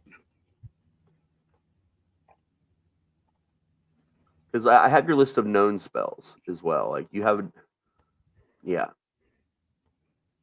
It's because you didn't prepare your spell list for the day. That's what it is. We can actually do this right now, real quick. It's not a problem. I think I just did it. You prepared all of your spells? Yeah. I can't select anymore. Okay. They're not showing up for me on here for you. I have 7 now. Let me reload real quick because maybe that's the problem. Are they on your character sheet now? Yeah.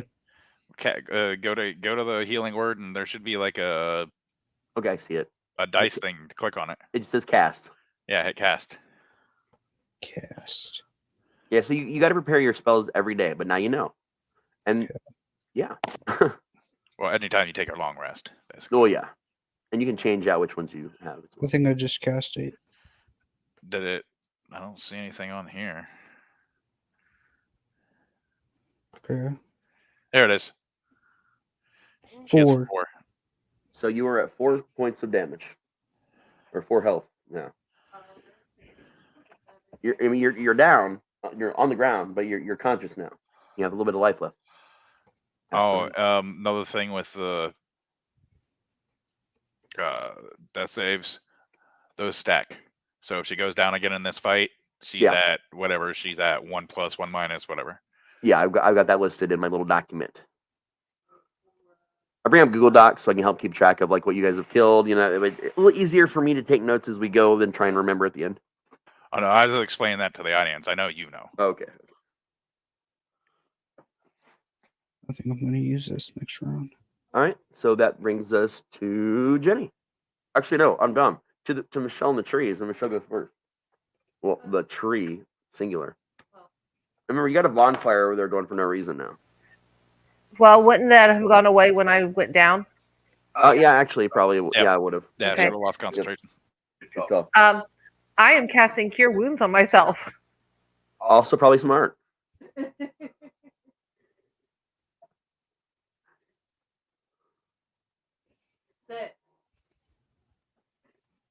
Okay.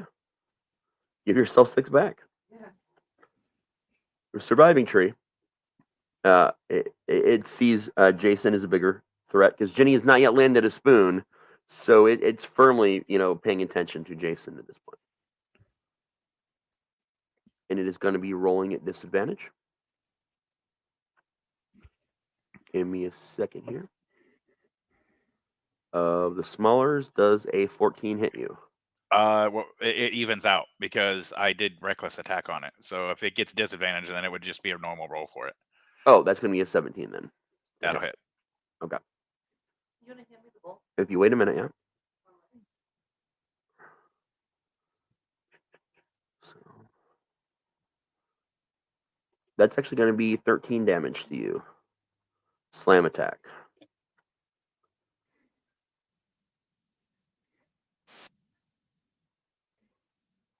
And that will bring us to Jenny.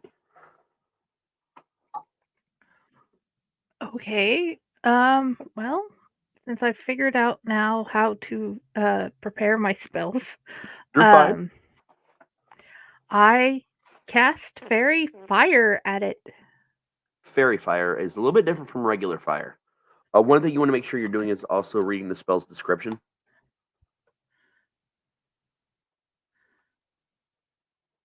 Give me a minute. Okay. Fire, I don't think damages. Yeah, I don't believe fairy fire does damage. No, it wreathes it in Okay. a flame and it can't turn invisible Yeah, Okay. or hide. and in this case, it's morning and it's a tree. It's I not going to hide from you. think, but I think everybody who's attacking it gets advantage Yes, everybody that's attacking it gets advantage, 100%. because, well, that's a fairy fire thing too.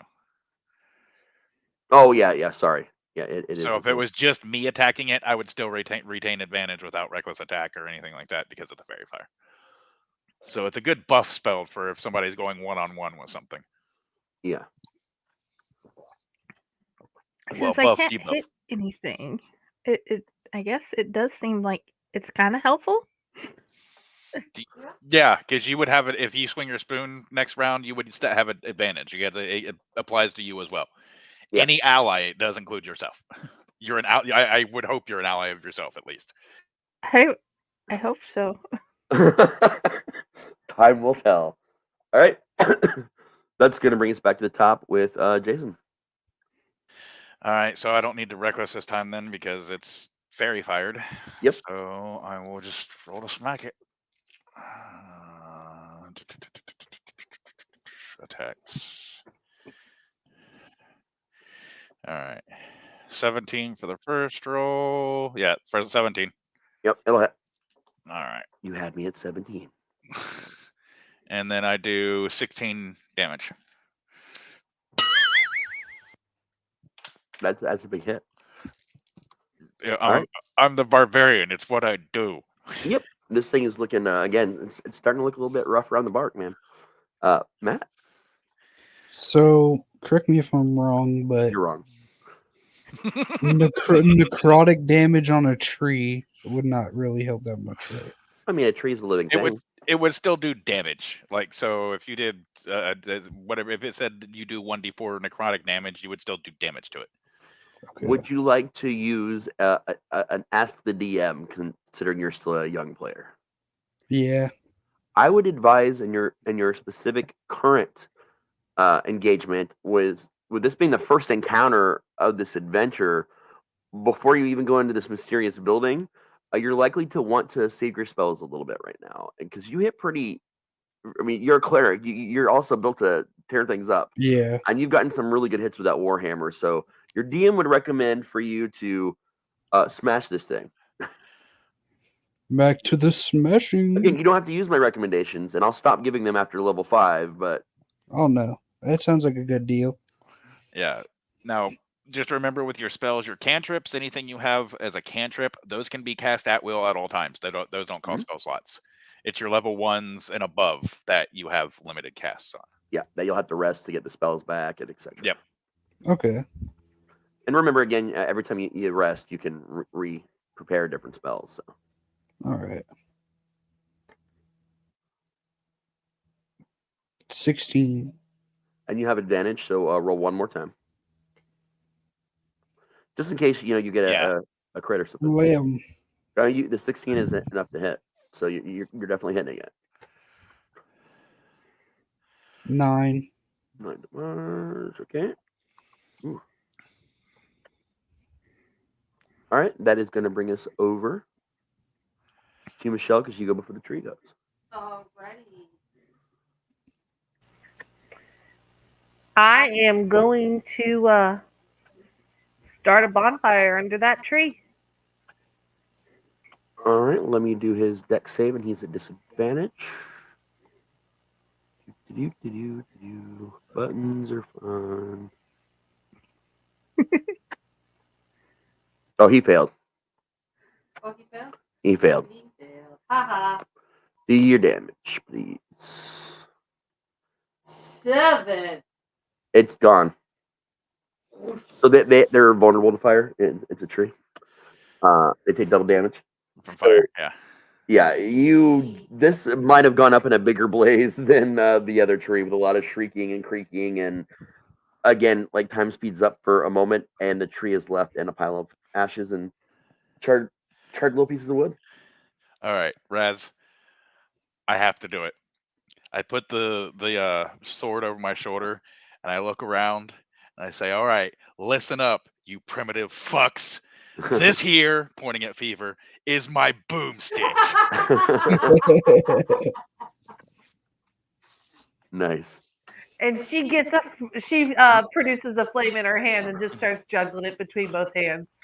You hear wailing sounds from different points in the distance, presumably from other trees that are also alive. Not all the trees, just some here and there.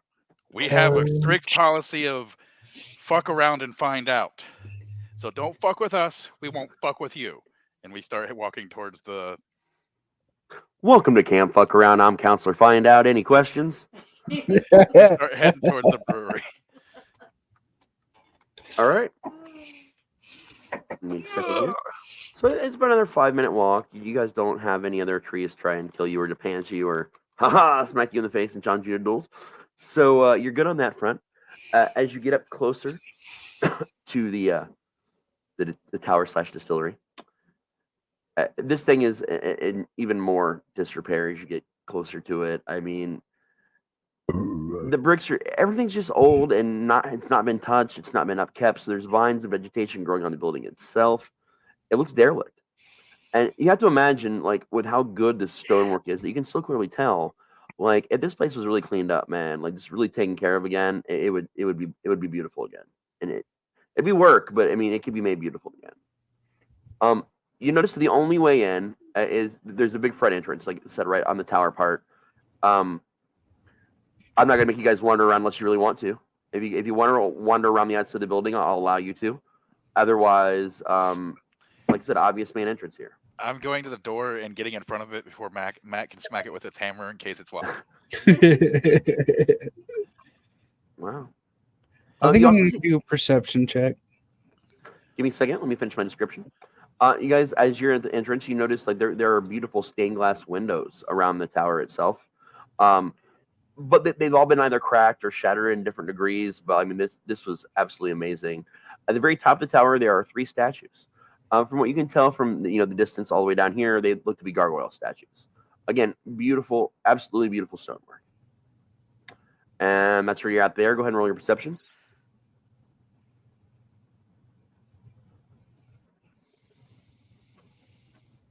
Whoa, no. And there's trees in a building. Sweet. And some grass. You're so perspective. Why don't you go ahead and touch grass, my friend? Yeah. Kick some rocks, touch some grass, whatever it is you kids do these days. Is the door feel locked? Accomplished. No, it's actually not locked at all. You guys ready to go in? Should we knock on it? There is a big knocker outside, like attached to the door. Yes, let's announce our presence to the evil being that had creatures attack us on our way up here. Hey, we're gonna sweep the floor with it anyways. They said it was some kind of rabbit. Good, I like rabbit stew. Let's go. Kill the rabbit, kill the rabbit. Kill the rabbit. All right. Cut this fucking head off. Yeah. Is it a push or a pull door? It is a push. I kick that fucker in. You kick that fucker in. Go ahead and give me a strength check. All right. I want to see how far you kick this fucking door in. Send it off its hinges. 19. 19. Yeah, you knock it right out. One of the doors is right off the hinges. Honey. Who needs a knocker to introduce yourself? Yeah. He wanted to knock. I look over and said, "You did want to knock." No, that's true. All right. So once inside, seems to be obviously the ground floor of the building. You do see a stairwell forwarded to your left. It is an open floor plan, completely open floor plan. And each floor, this floor it's like a circular floor, basically. It spans 40 by 40 feet, and it's 15 feet tall. There's like I said, there's winding staircase that takes you, up and down. Otherwise, it's a lot of distillery machinery, just in different states of sitting around and doing nothing. Give me one moment here. It looks like the standard entryway itself is a 20-foot. No, okay, my bad. This floor is a 20-foot vaulted ceilings on this particular level. There's 3 paintings hanging on the walls. One shows an old yet handsome human male in the center. To the left, you see a painting of an elegant, elvish-looking woman holding a goblet. To the right is a painting of the distillery as it once looked, which is absolutely gorgeous. The stone facade is smooth and untarnished. The stained glass windows are all depict humans drinking ale. Now that you see what it looks like in the pictures, you kind of look at the windows and you can see, how awesome that would be. And that's what you see right now. Oh, also, actually, no, that's it. That's it for this floor. That's the ground floor, yeah. Perception check for Barbarian, the movie.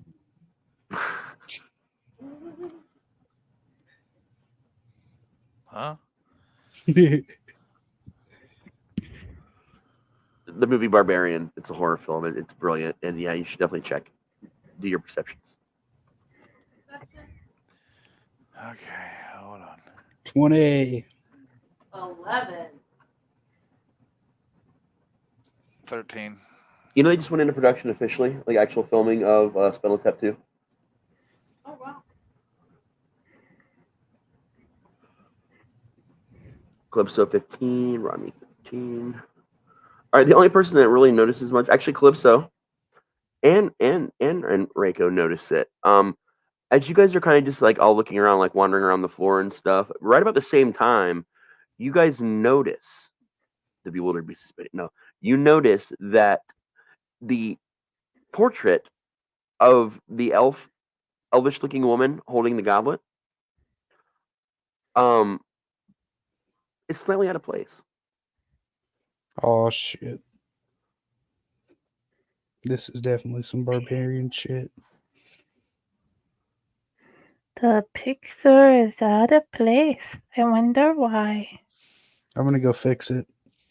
You go to fix it and you realize there's something behind it. There seems to be like some kind of little alcove behind it. This is what I was afraid of.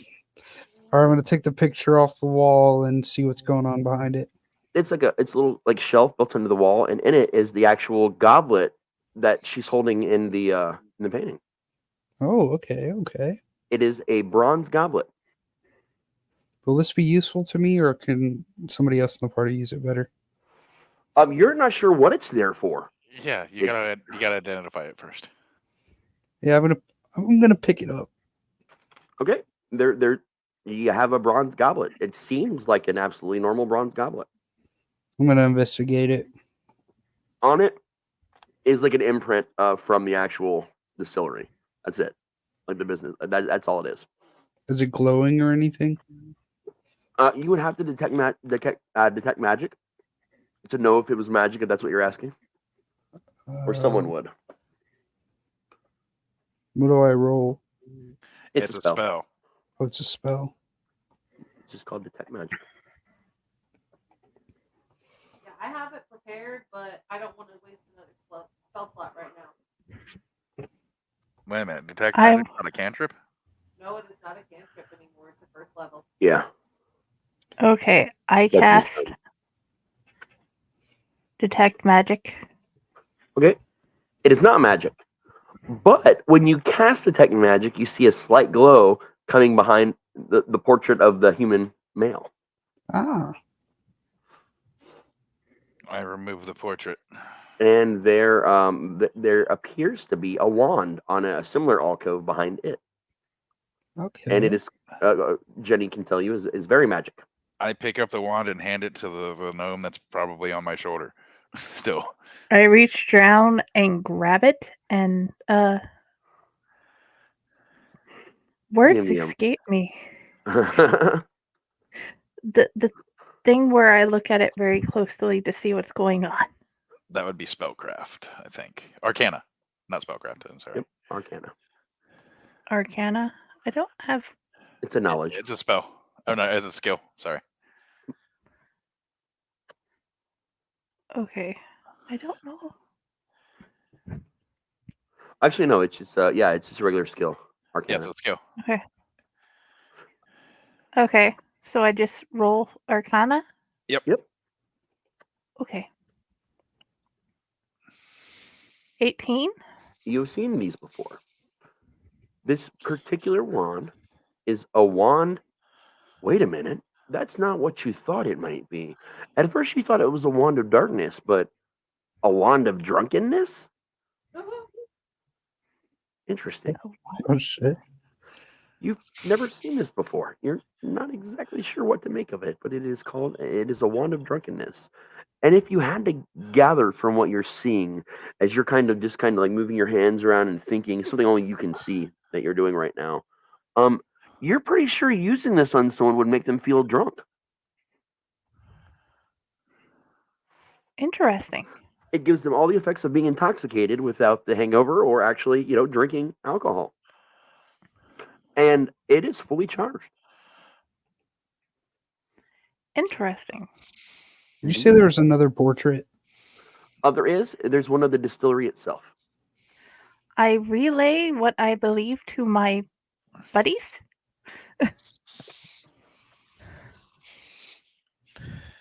I'm gonna have to use that later.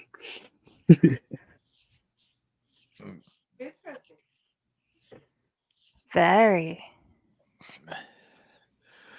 I think we Okay, should guys. probably. Oh, go ahead. Okay, guys, do we want to continue looking around or do we want to try another floor? What is our exit situations? Is it just stairs or is there a doorway as well? Your exit that you just the entrance you just came in, you can leave the building, or there's a winding staircase that goes up or down. It goes down? Yeah. Well, let's see what the fuck's in the basement because that's always the greatest idea. Yep. I want to check behind the last portrait though. Go ahead. It's just regular wall. There's no alcoves or anything Okay. there. But good, good idea to check. After walking down, the weird stairway, it's definitely a basement situation. There is a small, narrow hallway that leads you to a large stone door. On the stone door, there's a shelf carved into the center of it with text written below. Unfortunately, none of you speak Sylvan. Oh shit. The door itself does have a lock and handle, but the large center part where the shelf is carved in the center of it, each of the carvings seem to be an indentation for a goblet. Put the goblet on the shelf. Yep. There's a space for 3 different goblets. All right, Oh, so we there's probably 2 more. We gotta go find 2 more. All right, so we'll remember to come back to the basement when we have 2 more goblets. All right, so we start heading upstairs, I guess. Okay. You guys make it back to the ground floor. Go up to the next floor. So the first floor. Inside the first floor is this is where you get to the 15 feet high buildings, or ceilings. There's plush chairs gathered into groups and a cozy sitting room. Each is lined with a deep red and green velvet. Golden side tables sit beside many of the chairs, and a decorative rug rests beneath them. A thick layer of dust covers everything.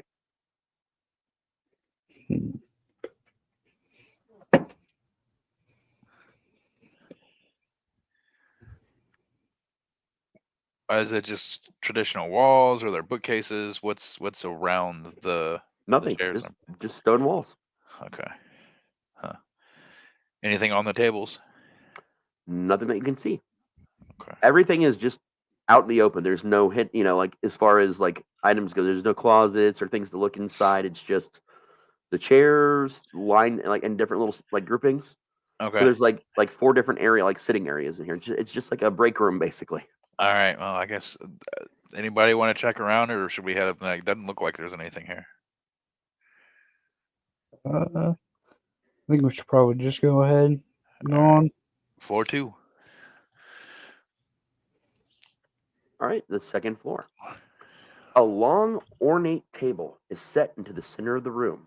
The table is fully set with fine dishes, silverware, and goblets. Above hangs what is left of an ornate chandelier from its vaulted ceiling. While nothing is damaged on the table, a thick layer of dust and cobwebs have settled in. How many goblets did you say there were? There's a I bunch don't- of different ones, but if you'd like to make a perception check Okay. or investigation, if you prefer, Perception would be better. okay, that's fine. I thought it was 6. There's dishes, buddy. I'm gonna go and I'm gonna look at each in the individual cups and see if they have one of those similar markings. Perception or investigation. 14. One of these things is not like the other, but damned if you can figure out what. Would anyone else like to make one? A roll. Yeah, Fever's going to take a long hit of her pipe and see that these two can't figure it out, and she's going to try it herself. Because all the goblets have the same market, from the distillery. Nope, 11. Yep. Jenny, would you like to give it a shot? Here we go. No. 7. You guys all can feel it. What you're looking for is here in front of you. It is right fucking here, somewhere in front of you. You're sure of it. It's killing you, and you just cannot figure it the fuck out. Okay. I'm going to.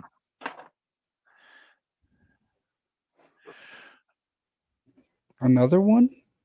I'm gonna do the barbarian thing and rage and break. No, I'm kidding. That's what I was thinking that thing too, man.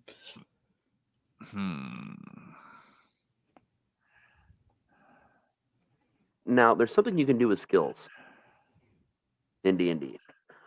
You can actually work together and help each other with one single goal with certain skills. And a situation like this with investigation, one of you could indeed give your bonus to another player searching. Combining your skill, basically. I thought I just gave him advantage. Yeah, you can do it either way you want it. Advantage is fine too. Honestly, see, I'm also thinking 3.5 still because that's my brain always goes to. But yeah, you're right. You can give another player advantage. That's probably gonna be the smartest way to do it. So that's an option, and this is something you guys are all learning together. My perception's a +5 if anybody wants to give me the advantage. Either perception or investigation, either which one you guys think would be most beneficial to you right now. Perception has not worked, so we must try investigation, and I have a +4. I have a +0.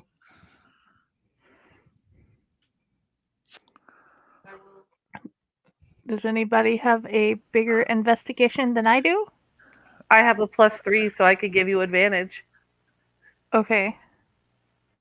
All right. That means go ahead and roll your investigation check twice, Jenny.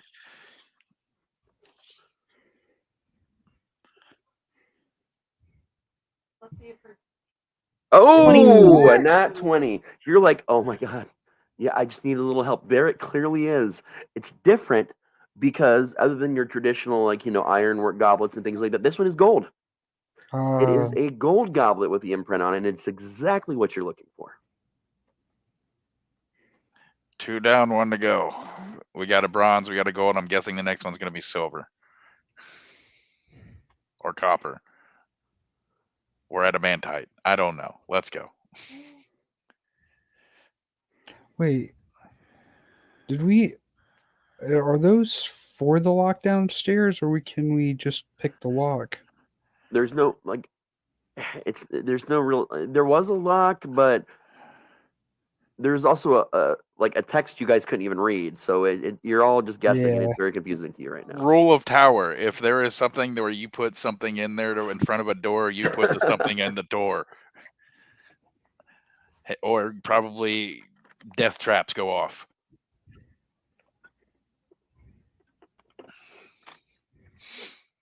All right, up to the next floor then. All right. You guys go back to the staircase and you go up. In this room, is an office. It's clearly the office for the whole distillery. There are 8 different desks spread out with little workspaces. That's what you see as you come up the steps. You start Do they searching. have drawers? Yeah, I'm gonna start searching through the desks. Okay. Here's what we're gonna do. We're gonna go ahead and do initiative. Oh, fuck. No, he could be just doing this to see what order we go in when we're searching. All right, I got a 13. 7. 13. 15. 1 second here.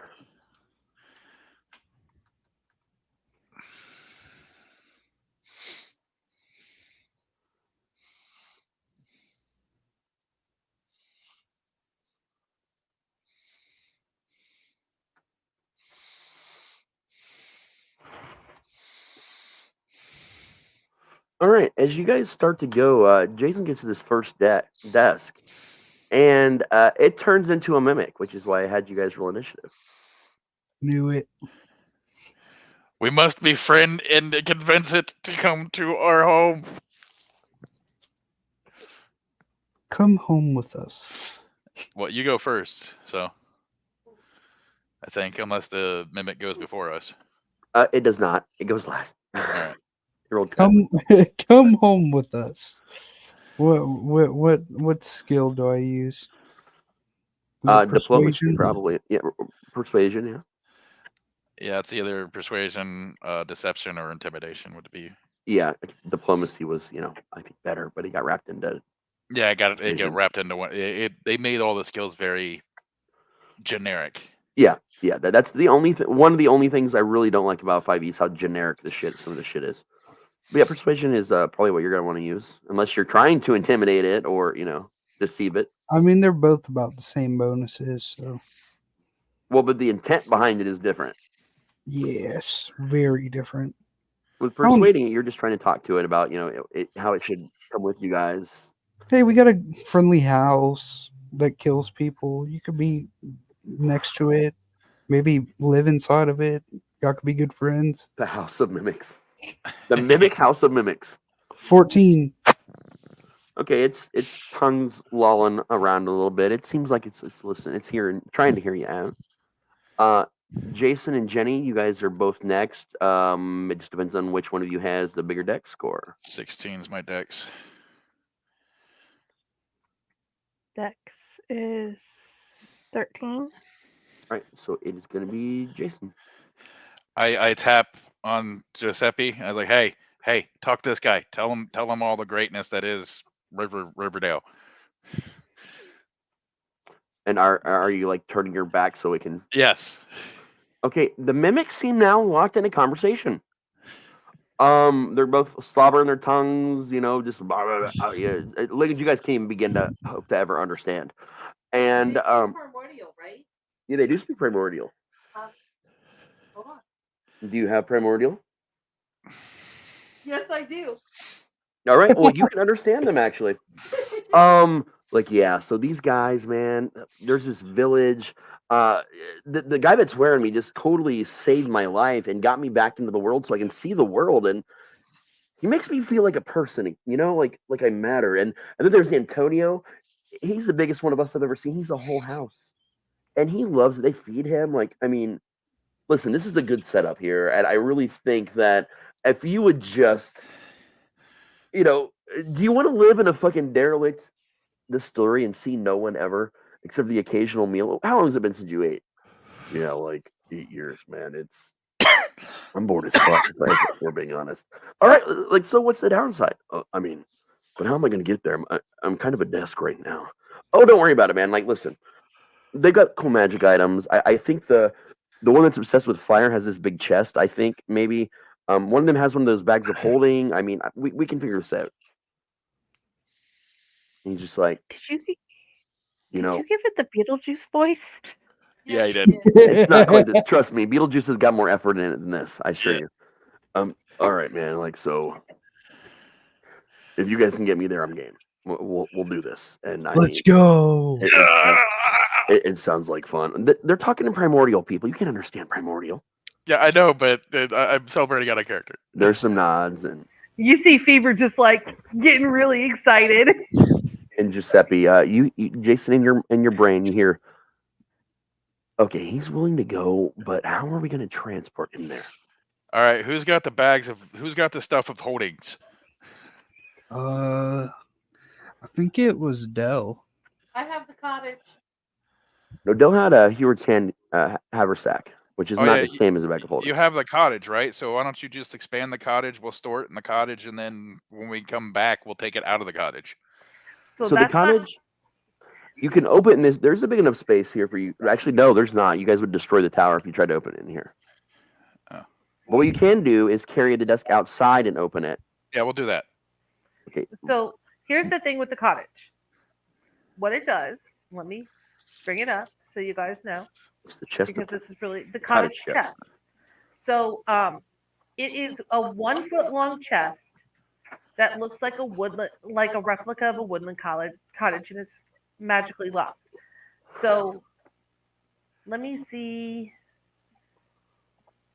Does it open an extra dimensional space that turns into a cottage? Shit. Is a mimic considered a fiend? No. Okay. All right. A beast. Is it considered fey? No. Okay, good. Then it can enter there. Yeah, I just have to take it outside and let it sit outside, and then put it in the cottage. And it would be safe inside the cottage, even when it's a chest. No problem, and it could breathe and all that, so it would be fine. Yeah, and then we could probably take the chest back to the carriage when we're done. Yeah. So before you guys can really figure that out, though, what's left of the windows gets shattered as those 3 gargoyle statues you saw on the roof. Son of a bitch. Pop in. Oh fuck! And they're going to automatically go last in this round, and also, the mimic is not happy about this because it had a way out of here, and these guys are ruining it. So there's a good chance you might get some help. All right. Hey, well, he's on our side. Seeing I haven't gone yet, I won't want to attack, but I would like to rage. All right, you can. I'll let you get off the rage, no problem. All right, and then you can go on to whoever was after me. Which would have been Jenny. So it seems like the mimic is no longer a problem, but the 3 gargoyles are definitely a problem. But how close are we to the gargoyles? Oh, they're right up on you guys. They busted through what was left of those windows, and they're kind of they're right up on you guys. You could definitely hit one, for example. Okay, so thwack. Okay. 19. Give me 1 second here. I have to look something up real quick.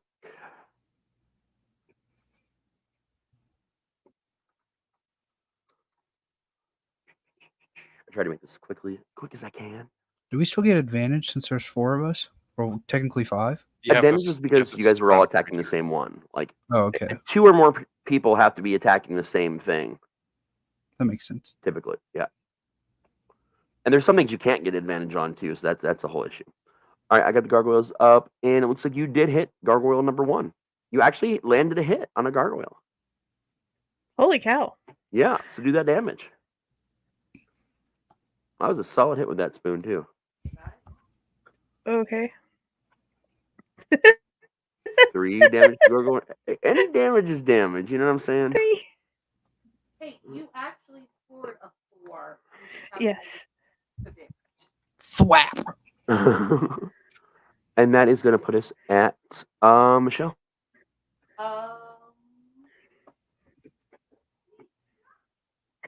So Fever's smart enough to know that these are gargoyles, and she knows what a gargoyle looks like. Hold on, I should probably end myself. she knows what a gargoyle looks like. She knows they're made of stone. She knows that fire probably isn't going to hurt them as much. So she is going to use her handy dandy scimitar that she has around. Actually, wait a minute. No, I forgot I had this.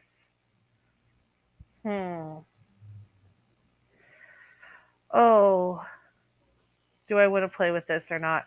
She's going to pull a bean out and throw it. Go really well or really... You should unmute yourself. This could go really well or really not well. So let's look at your bag of beans. Let's talk about this here bag of beans. So Tell yeah, us more. this bag of beans is a full bag of beans, and we got 13 because I got the full bag plus one because Lupton likes us. And so if I dump all the bag's contents out, it explodes. I'm not doing that. I'm just grabbing one bean and throwing it. And depending on what I roll on a D100, there's things that can happen. Crazy things can happen. Yeah, including a pyramid. You're muted.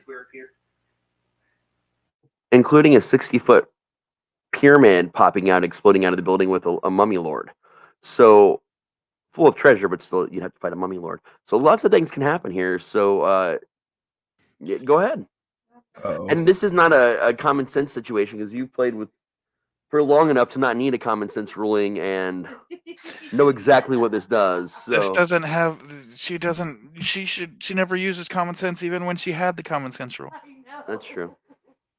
It's so much fun playing a stoner character. Let's see what happens. I'm chaotic, but dear Lord. Oh shit! What'd you roll? I rolled 100.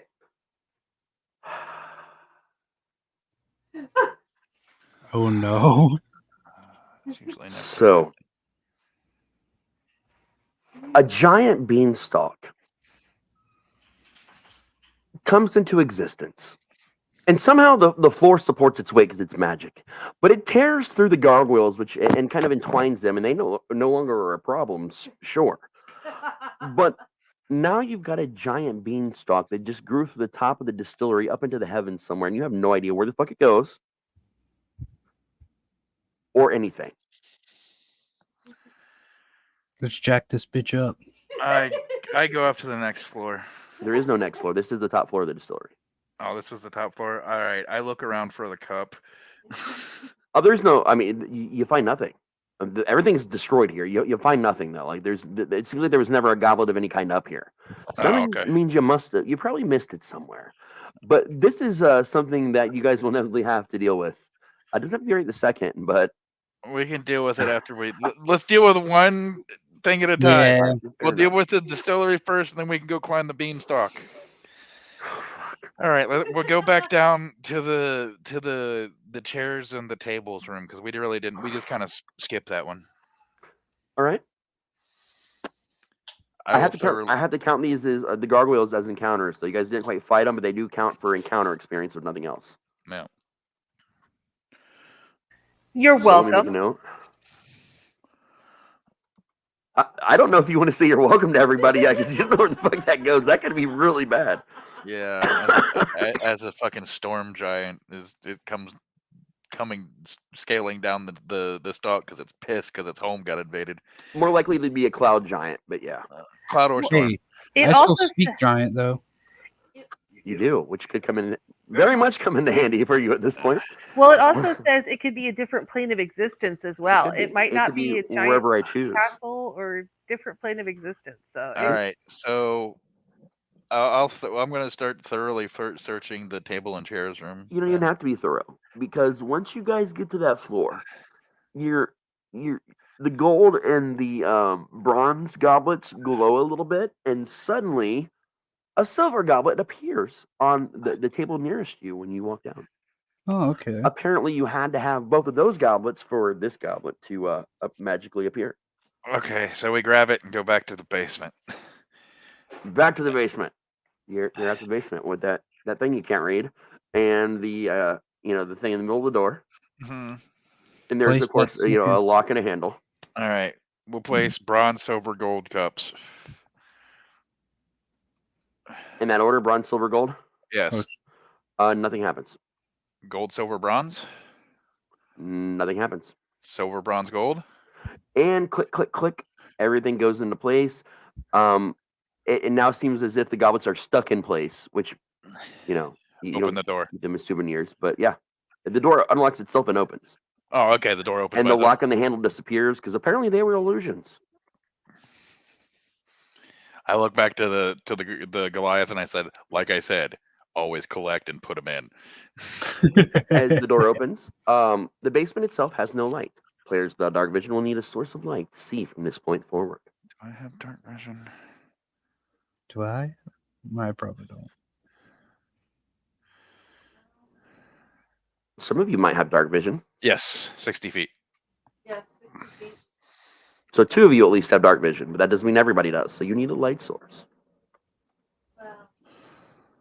Well, I'm in front anyway, so I mean, I can pop up produce flame in my hand and use it as a light source if anybody needs it.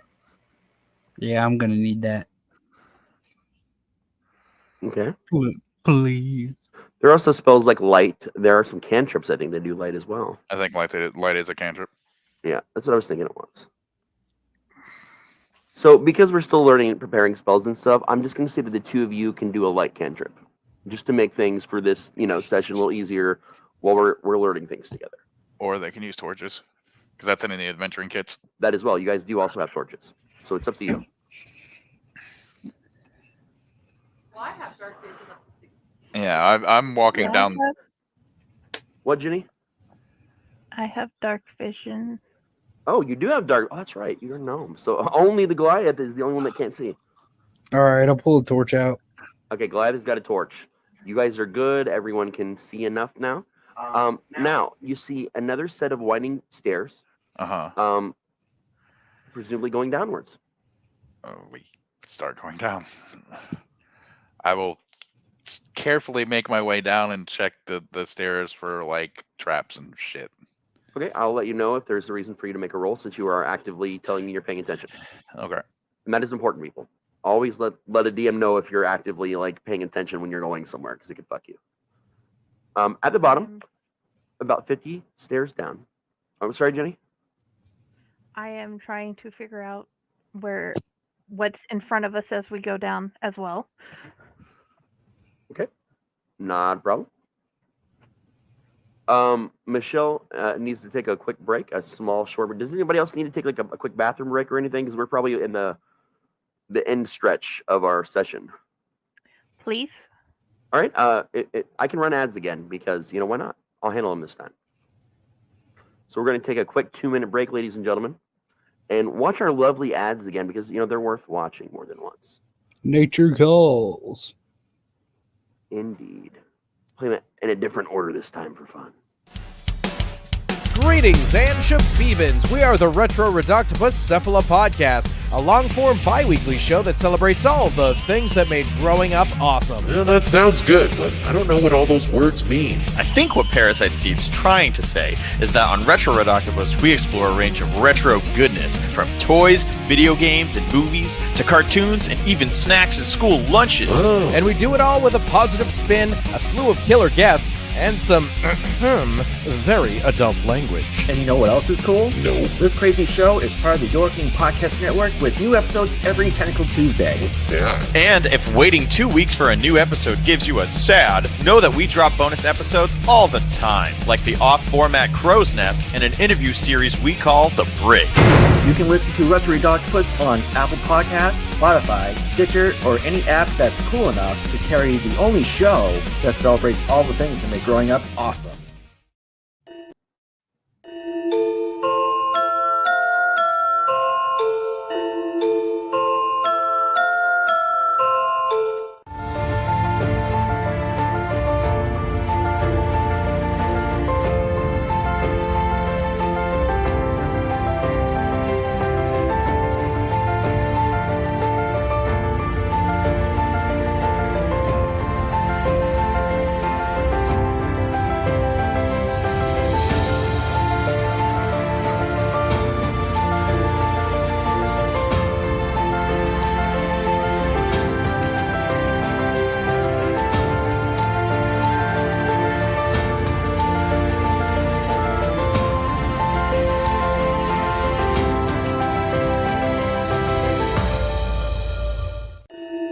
Rise and shine, my sinners.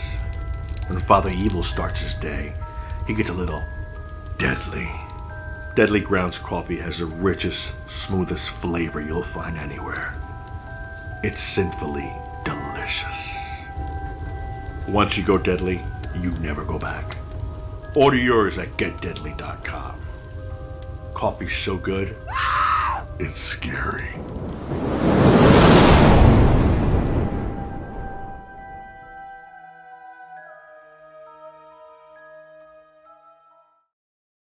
And here's a sneak peek for tomorrow evening.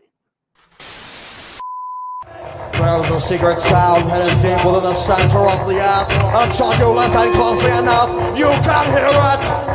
And it sounds like razors through flesh. We are merely here to turn up the volume.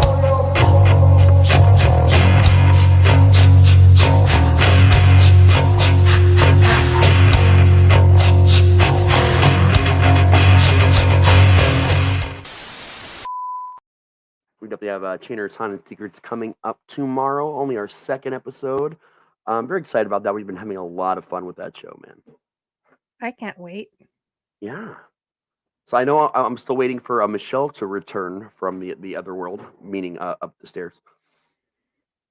Oh, and she's descending now, so we can.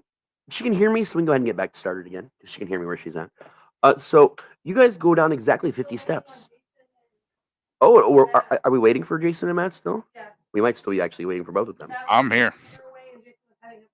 Okay, so we're waiting for Matt now. Okay. Because he definitely can't hear me. I'm back, sir. Okay, there we go. Those of you that were paying attention, you notice that you walk down exactly 50 steps. When you get to the bottom, you're going to be walking down another hallway. As you walk down this hallway, you're going to get to a large chamber. Now, this chamber is twice the size of the rest of the distillery floors. It's 60 by 120 feet. It contains 8 large brew kettles, 4 on each side. And, the first floor, it had some interesting stuff, but like this floor is like really where it seems like the majority. This is where the magic happens. Yeah. It's the middle of the room that matters, because in the middle of the room stands a rabbit. And we're talking like a human-rabbit hybrid kind of situation. You would have to guess female in nature based on the clothing, dress, and, the very rabbit fur-covered breasts. That's a dead giveaway. When you enter, she turns and smiles to you. She has cat-like green eyes, sharp features, and very long hair for a rabbit. It's kind of hard to tell whether the hair is white or like a light gray, but it's somewhere in that realm. The hair, though, is definitely white, like long, like shoulder length white hair for a rabbit. Like hair on the top of the head. It's a very weird, confusing situation. There's something otherworldly about her, just the vibe she kind of gives off, because she is a rabbit that's walking in like a very human nature, but nothing specifically suggests that she's otherworldly. Is her name Vanny? No, I mean, you don't know what her name is because you guys haven't spoke to her. She says, welcome. What can I do for the 4 of you? You can stop turning the people of the town into trees and animals, for one. Ah, well, you definitely came through quicker than the last bunch of people 5 years ago. So I have to believe that you're all worthy of my presence. Worthy of your presence. I have a bag of beans calling your name, lady. So just no more of the beans. I'm very aware of your beans, and thank you for the building improvement. Perhaps I'm interested to see where that could lead to. I'm always interested in adventures in other worlds. You know what happens if that whole bag gets pulled out, right? Oh yeah, I know exactly what happens. I probably know more about it than all of you combined. Can we stop threatening with the beans, please? Dear God.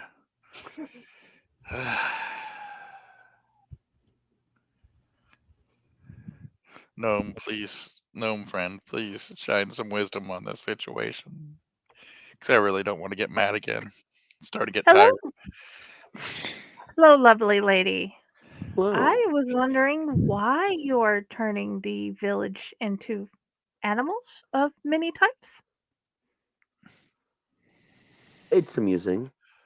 there's not a lot to do where I come from except for to prank one another and enjoy our time. And when I took possession of this place 15 years ago, um, it just seemed like the thing to do. Have you only been doing that here or other towns? Oh, many realms. I come from the Feywilds. For those of you not familiar, apparently it's just sort of what we do. We find ways to amuse ourselves because when you live as old as to be as old as many of us are, um, the basic things in life sort of lose their luster along the way. Isn't there something else that you could be doing? I could be having lots of fun anywhere. Really? Sure. I just happen to be having it here right now. Do you ever turn them back and into their original forms and then randomly turn them into different animals? Sometimes, yeah. I mean, we call that Wednesday. I'm getting bored. I mean, listen, I've done a lot of great and terrible things in this world and many realms. And I'm just at the point where don't you think I deserve I feel like I deserve to relax and just enjoy myself for a while sometimes. And that's all I'm doing here. I'm not actually harming anyone. Well, what have you done in other realms? Oh, my friend, you do not have long enough on this earth to hear all of my tales, I assure you. You're turning people into other creatures against their will. That inherently is wrong. It was against their will at first, but you'll find through conversations with many of them that they much prefer their current lifestyles to the hardships and toils of, mortal life. They went for nothing in these woods. They're provided everything they could possibly need. They seem rather happy. Which one was more effective? The people that didn't know that they could change back, or people that did know that they? I mean, technically, they can all be changed back. Certainly, if they choose to, I could turn them back. I've never, beyond the first year, none of them have made the request. Have you accepted the requested? 3 have officially wanted to return to their mortal forms, and I did allow it and return them to their homes. And the condition I found them in, to be specific.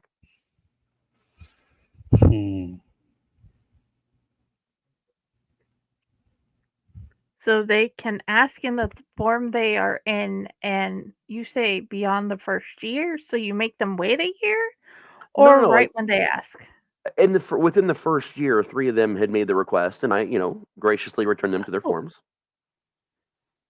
It just no one's asked since then, and they're all still around, like nearby in the woods. We converse often.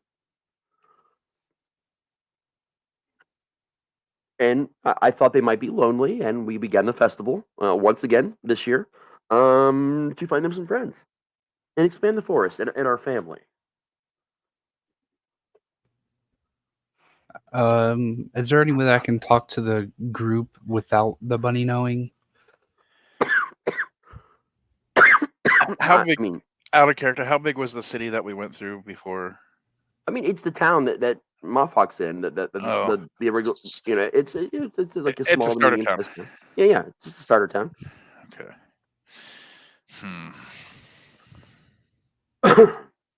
I haven't actually done anything wrong, technically.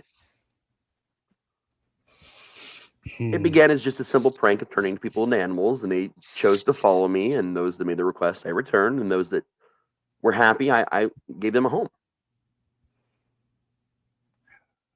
Still getting Loki vibes.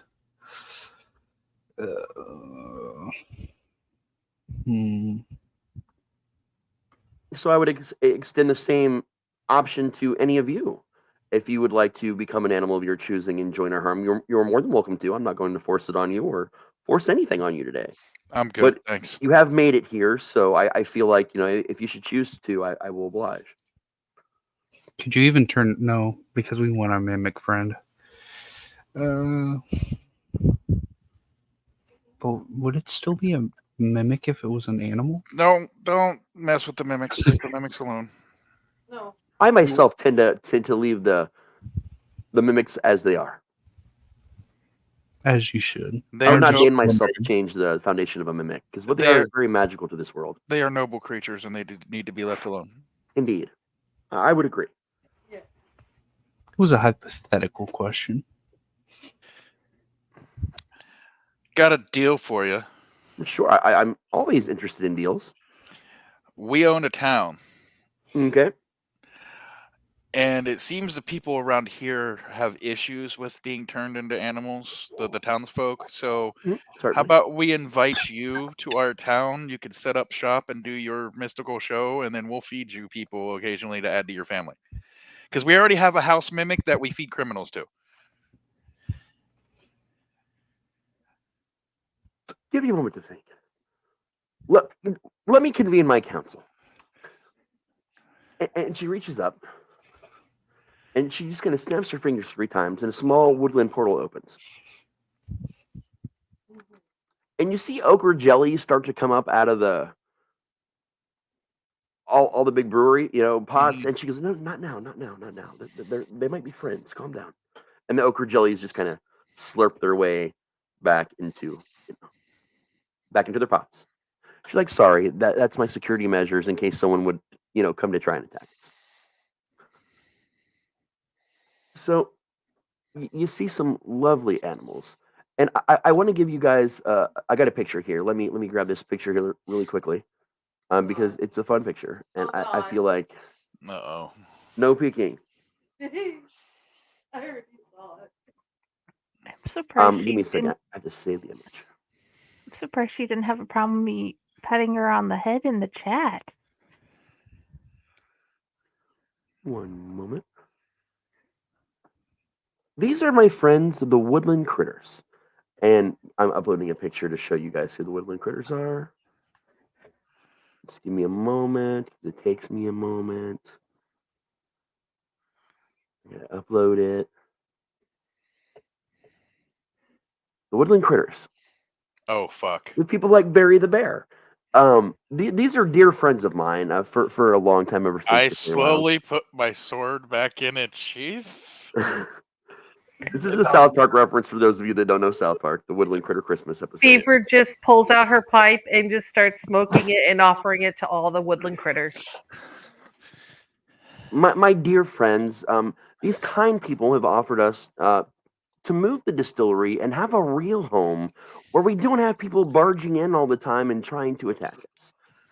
Which one of you would like to speak for the group? Well, I would. I'm Barry Bear. And that sounds lovely to me. I like it when kind people show up and offer kind things. We sure do like kindness around these parts. Exactly, Barry. And I feel like this might be in our best interest. Well, I sure do feel the same way.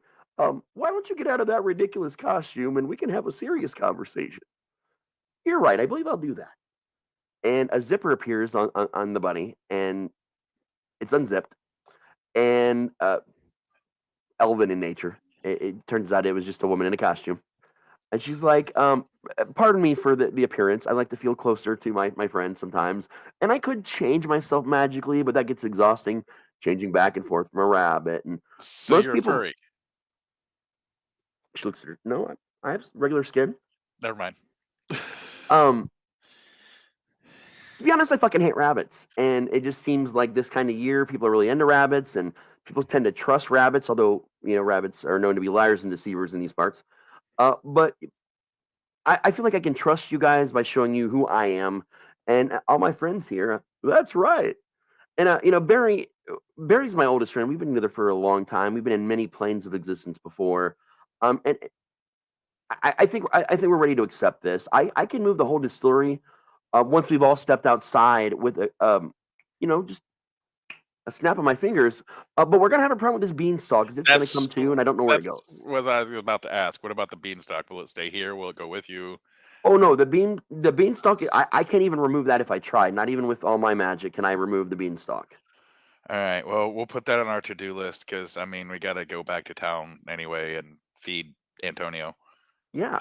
There was a certain mayor that I was going to invite to a party. I think Antonio would really like to meet him. Oh, Fam, the fat angry man. Yes, you know him.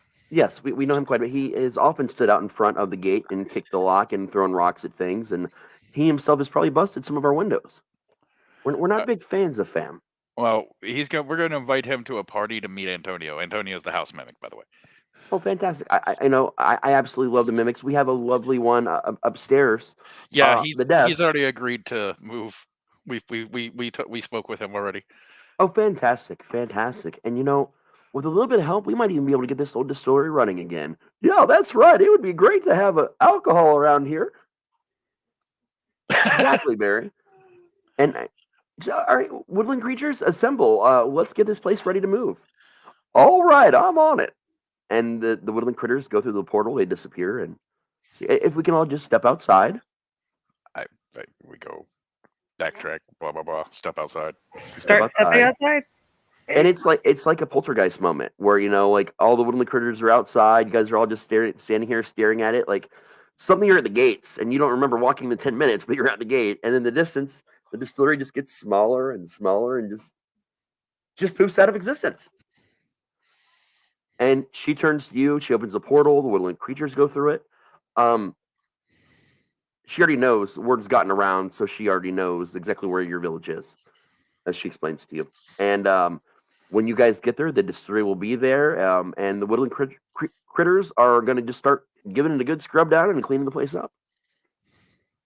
And your friend, the desk, will also be there for you. Seems like an easier way to transport him as well. That is awesome. So is there anything else you guys require from me before I also, head that way? No, not really. Oh, give me your bunny costume. Do you mind if I take that? Oh, she snaps her fingers and it appears. I take the head of it. I cut it off the head. I dip it in some She frowns, but she's not angry. She's just like, I'm going to show it to the mayor as quote unquote proof that we dealt with the issue. I find like an animal that's already dead or something, and then just dip it in its blood like around the bottom of the costume. Yeah. And then that way they don't send anybody else to hunt you down. You also notice that a lot of the trees have also disappeared. I kind of figured that out. Just so you guys know, like you look around, there's definitely less trees than there were when you were here last day. Interesting. All right. Well, I guess I'll see you guys at the village. And Thank you. She disappears. Oh shit! I'm starting to question your guys' alignments a little bit. I told you my alignment was chaos. I know. We'll see how things go. I'm not inherently evil. Like I'll help people. Yeah, I am also chaotic good too. So you on the other hand you probably have you probably questioning some of the morals of our decisions though, because you're still good. Well, I mean, so far to you, without taking out of character knowledge any character, you guys have no idea what woodland critters are, except for they're talking animals that seem rather sweet and intelligent. So you don't have a reason to believe that they're evil, murderous things yet. That's very true. Very bear. So yeah, you guys have now made friends with a very old fae who's just bored of life and having fun, an evil leprechaun, and evil woodland critters. All right, so we go back to the town, and I'll make my way to the mayor's house and knock on his door. Yep. By the time you guys get back, it's probably about. You might want to wait till the next day, unless you really want to barge in at like 3 a.m. No, that's fine. I didn't know. Yeah, we don't give a fuck about his time. Well, I mean, that's fine. If you don't give a fuck about his time, I'm okay with it. No, we'll wait till the next day, because it'll make him easier to convince him to do what I'm about to convince him to do. So shh. And it gives us a long rest and a chance for me to get all my hit points back. Yes, long rest. True. Yes, you make sure you give you guys a long rest on your character sheet, because you'll have the ability for a long rest on your way back. Long rest. You click that long rest button, it should replenish things. Confirm.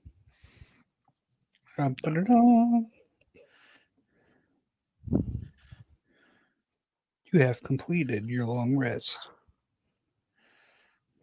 That also gives you spell. All right. Now we go to the mayor's house. Okay. Knock on the door.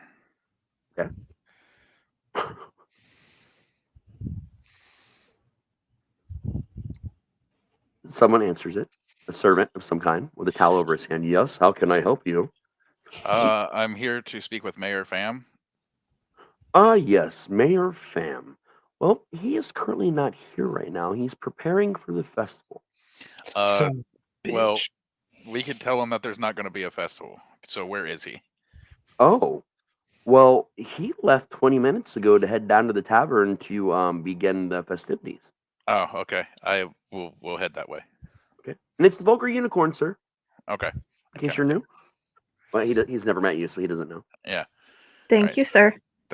Blah. Sorry, I just wanted to see that on the screen again. You go back to the Vulgar Unicorn and you hear an argument.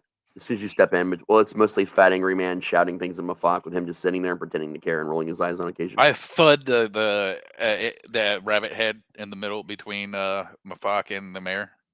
Mm-hmm. And if you notice, there's no more distillery. We took care of your problem. Oh. Well. And I'd like to invite you to a party to celebrate. I can't say no. Will there be food at this party? Of course, lots of food. Lots of food? A very large meal, you could say. Yep. I mean, that does sound fantastic, and it's good to know that we no longer have to worry about the festival. You having taken care of this, I'm sure you've seen why I've been so worried. Really didn't want the festival to come to town in the first place because the last time people disappeared, and I've been really nervous about it, but I was equally afraid that if we didn't just agree and do it, things would be worse. Yeah, it'll be a great feast. Okay, sure. When? We'll wait for your arrival because it's in Riverdale. I'm the mayor of Riverdale. That's where we're going to hold the celebration. Riverdale, okay. Okay, I know where that is. And I give him the address to to the Mimic House. Okay, that sounds fantastic. Well, let everybody know there's no festival, so we can all take a deep breath and not be freaking out, and then I'll just immediately head over that way. All right, we'll meet you there. Sounds great. Then he leaves. And the fox like, okay, what did you guys do? I'm just curious because is he? I make sure the mayor's gone. Oh yeah, mayor's gone. He waits. He watches the mayor leave. He's like, because let's be honest, you guys know how I felt about this whole situation. I didn't want to handle no fucking. You still won't have to worry about the distillery. We did take care of that. Thank you for that. Thank you for that. I'm also going to let you know you're probably going to have to reelect a mayor. No, I had a feeling. I'm not gonna lie. I kind of had a feeling. That's why I want to know what you guys did, so I know. Well, me and my friends are kind of like my mom and dad, and your guys' friends. I already gathered that. But Harry likes you guys, so you're muted. Yeah, I gathered you guys are like that. But Harry has also spoken highly of you guys. Said you guys gave him a home. Yeah, we did. Sasquatch, but him and I are best friends, and he trusts you guys, and I already liked you guys, so I know what shenanigans you younger folks get into, and I'm fine with it. I mean, hey, listen, we can stand to lose a mayor around here. They come and go ever so often, and we're not really that. We don't care either way. Just once he's out of town and gone, just go ahead and start your election. All right. I'll let Jeeves know. All right. We better get up there so we can prepare Antonio. All right. Do you want me to help him move his journey along? Because I can make him not have to travel by carriage if you guys don't want to wait that long. Do we have a teleportation link to our town yet? No, but you remember the bins, the magic bins that we installed and a lot of your locations there? I can just have the mayor stand in this bin and show up in the Vulgar Unicorn over there. We've got to get there before he does to prepare something. Well, that's fine. Send me a note through the bin. I'll keep an eye on it. Will do. Let's go. Can we take all this shit too, or do you want to inherit that? We'll wait till he's gone before we do that. That'd be weird if you're looting his house already. He comes back like, wait a minute. Yeah. I forgot my keys. Yeah. My keys. Okay. Everybody has keys. All right. So we beeline back to Riverdale. Okay. I walk off to Antonio when we get there, unless we run into something on the way. No, there's nothing to run into really. I mean, you get closer, you notice that people are already all the people you hired are already there. You know, the mill's actually it looks cleaner. A lot of the buildings look a lot nicer and cleaner since you guys have been gone, and you have to wonder if the woodland creatures maybe weren't just cleaning up the distillery, but helping out with other things around here too, because the place looks a lot nicer. Or maybe everybody's pitching in, you're not sure, but the place looks nicer. Our And statues things polished? are operating and working, and things are happening. That's fine with me. The logs are already coming down the river and everything for the mill. All right, I'm gonna walk up to Antonio and like, hey, bud. Blah, blah, blah, blah, blah. So there's gonna be a really, really big guy that's gonna show up here. Until he steps through your mouth, do not transform. I'm tricking him to step inside you so you can eat him. I give him the thumbs up and just walk away. And one of the windows just kind of like winks at you. The real big like wink. All right. And the tree across from it just kind of sways a little bit. You turn the one guy into the tree, and I flip him off. I flip off the tree as I walk by. Yeah. Shouldn't have fucked with us. You notice 2 new trees are on either side of him. Ah. What? What are Okay. these trees. Always is the same trees from before. Well, those We 2 only had particular one- ones are ash. Those two are new. These are new trees, but they also form faces. Oh, I sweet. wait. It might be the Sylvan lady. And these are apple trees. Oh God. And one of the apple trees throws an apple just at the tree between them. The tree you guys don't like. and you hear that tree goes, "Yeah, I had a bad feeling about you. Now I know, motherfucker." And the other one throws an apple at it too and goes, "Yeah, that's right. You sit there and shut the fuck up." Peter's just laughing. Because it's in Sylvan, so but you guys know that their mouths are moving just like the ones before, like they're asshole awakened trees, just like the 2 you killed. And as you look around, like you see some other trees just once in a while, just kind of forming faces and looking around and talking to each other. Like I look up at the gnome who I'm imagining is still on my shoulder. It's like, you're an artificer, right? Calypso?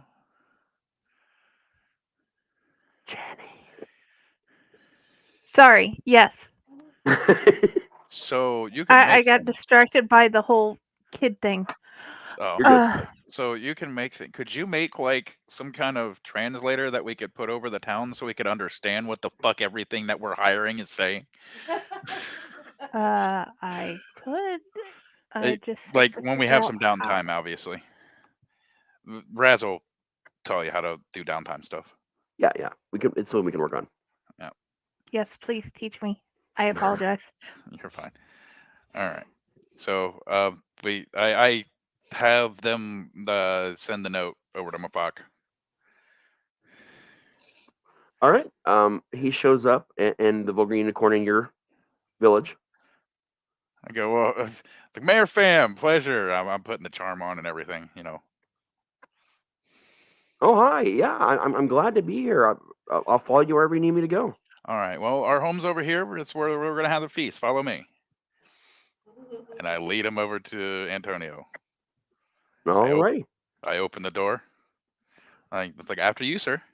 And he just waddles and right on in. I shut the door and I smile and I go, eat up. And I walk away. Yeah, you hear the mayor shrieking inside because you're not sure how the inside of the house operates when it's eating someone, and you hope to never know. Nope. Don't and it sounds very terrifying and painful. And I walk away. And that's how I deal with assholes. And I kind of wipe my hands of it, and that's how I deal with assholes. All right. How did he fit in that barrel? I don't know. It's a big bin. It's not a barrel. Yeah, it's meant and to it's huge for big shipments. Yeah, it's meant to send over like supplies of like barrels of grain, barley, barrels of actual, fermented alcohol, stuff like that. Yeah. So it's it's going to be a big bin. It's a big bitch. So so we got this beanstalk we have to deal with now. Because the last thing we need is some interdimensional creature climbing down it and destroying our town. Yeah. That doesn't sound fun.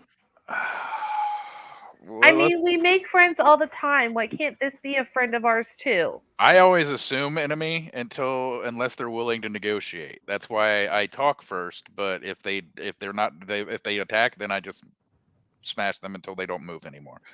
Yeah. I look up at my friends and I say, but if one comes down, doesn't that mean more than one can come down? Exactly. That's why we need to deal with it now.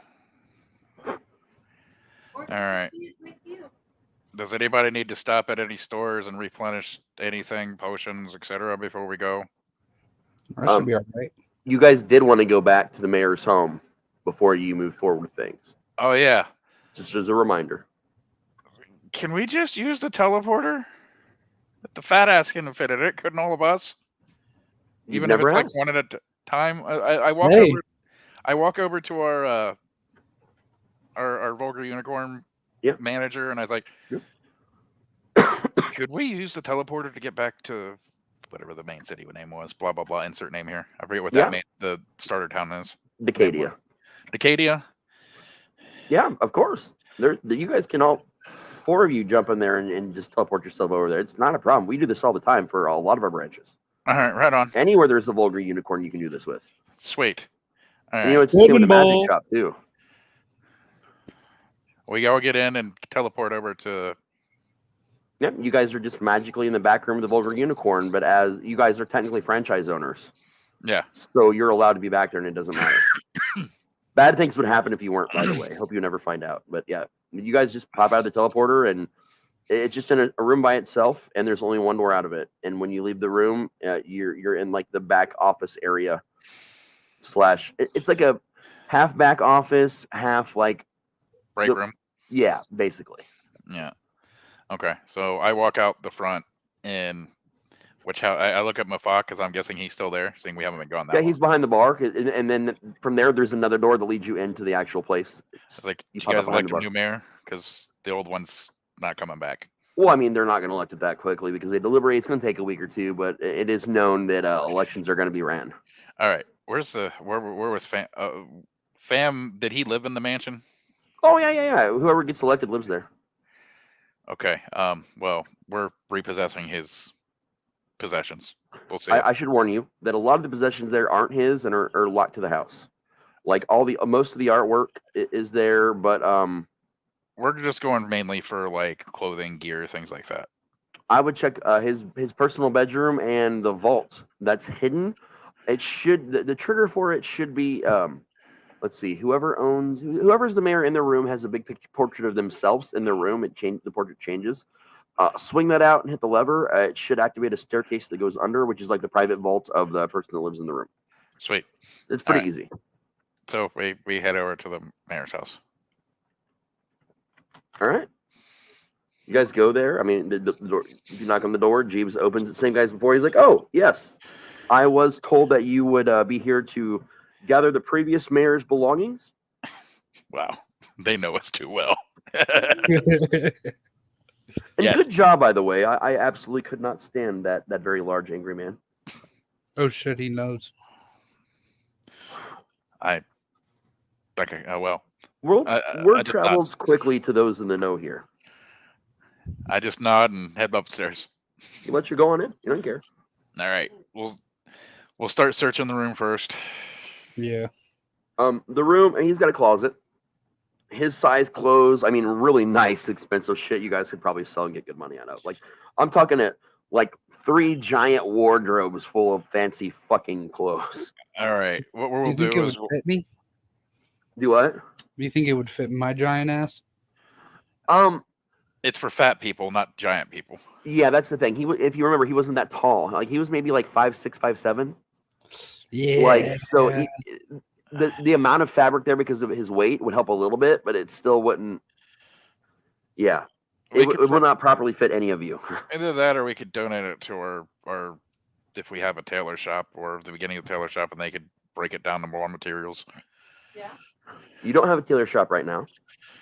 Oh, we can something. I know. I mean, you guys know what shops you have. You have it written down. No, we don't. I just looked. All right. So we take the clothes. Yeah, we'll probably just sell them. I wrote it down. I got everything that's in our town.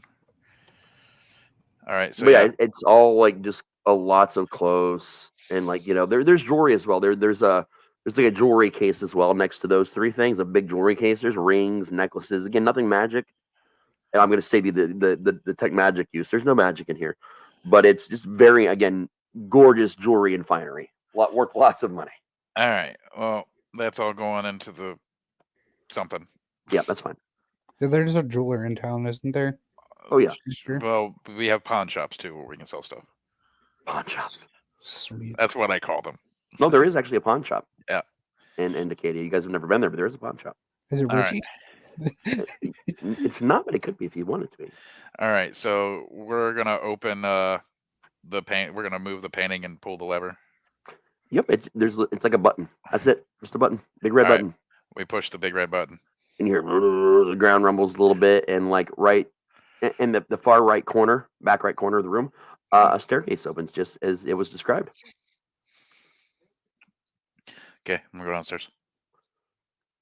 Down there, it looks like a miniature museum. Basically, there's shelves, there's cases, and it's well lit. You don't see the light source. It's just like the light has got a natural like glow. I all look around the room. over to the magic users like now is when you detect magic. Indeed. Yeah, I will use my Because it's a 60 foot of radius around you, everything will glow. That's magical. I'm using detect magic. Okay, I mean, a lot of things in here glow, but a lot of it's just like simple shit. Like, there's not much of use in here for you guys. Use in your shop to sell to people or in trade. That's You what gu- I you was guys- thinking. Yeah, for you the guys stuff can. that we can. Go ahead, sorry. You guys can get a lot. There's a lot of value here of simple, basic bullshit items. There is a weird machine Oh God, in the left corner of the room. does it glow? Oh, the whole machine glows. Oh And there's God. a plaque next to the machine. From what you can tell, because this is old, it's common, but it's really old common. That if once in your lifetime you can step into the machine, it will make one thing about you better. One aspect of yourself will be magically enhanced. Hmm. I am not stepping inside SCP-914. Sorry. No. Okay, so we'll just bundle up all the random magical stuff and like put it aside to give to the fuck, I don't, what's her name? I'd have to look at my notes to see what her name I would was. recommend maybe trading someone in town because there already is a new magic shop runner here. Well, no, I was gonna say give some of it to our magic shop so they have some wares to sell. That's fine. I mean, they Yeah. also had the entire previous magic Oh, shop's they did? owners. Okay. Yeah. Oh, yeah. You guys took all the shit from that magic shop and give it to your magic shop. Okay, I didn't realize if we were starting with zero inventory or Oh, no. Yeah, you guys are starting with all the inventory for a basic magic shop because you guys haven't even really opened up your town to trade or anything quite yet. Okay, right on. Then yeah, we'll just take it to the normal mag shop and sell it then. I was going off the assumption we had to build our own inventory. No. Yeah. You guys have inventory already. Honestly, assorted from just the magical items, you're probably talking about, I'd say in the realm of about 8,000 to split between you guys. Holy fuck. And it's just basic shit. Like there's a shovel that lets you dig faster. It's just shit that can help with certain things, but like it's just common magic shit. Like you have no idea why he would even want any of this except for it's just magic and that's why he wanted it. Any object that will make physical labor easier, I am keeping Keep and those sending them back to our town to give to like our road crews or something. Oh, like you that. guys definitely find plenty of magical tools. Like a lot of magical tools that just help get the job done quicker and easier. Yeah. So minus that, you're looking at probably about 5,000 gold. But you Okay. can write down for your town that all the basic tools that someone would need to build things or handle maintenance, you have a full sets of magic tools for that. All right, hold on. Building and maintenance tools for your village are magic tools. So between the 5 of us would be about 1,000 each. Well, including dough. Yep, basically.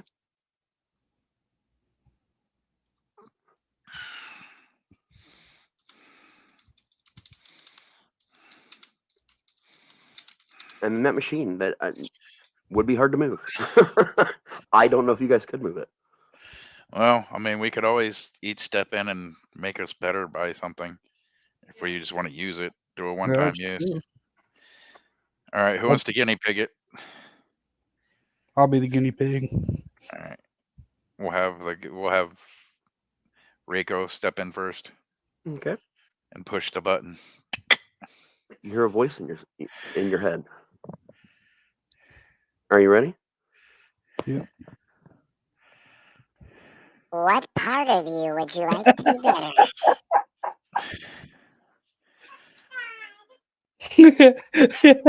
Oh God. Did you guys capture the Squirrel King? No, I'm going back to normal voice. I just wanted to fuck with you guys for a second.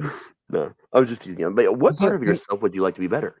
It could be something you possess or something about you specifically. So like a stat or an actual item? More or less, that's what they're saying. Do you want to make one of your magic items better or make yourself better in some way?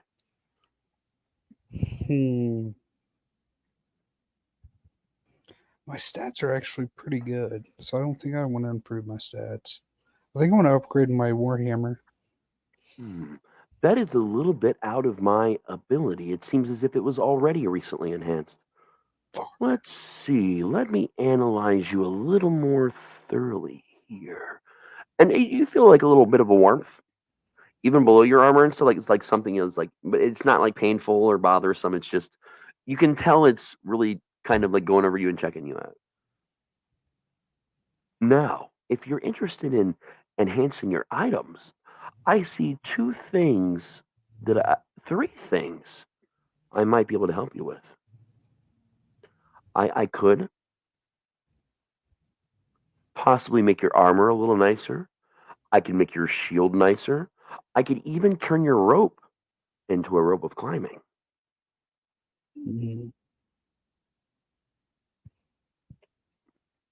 Forgot that I had a shield. I can also make you smarter, or perhaps more charming. Damn. So many good options.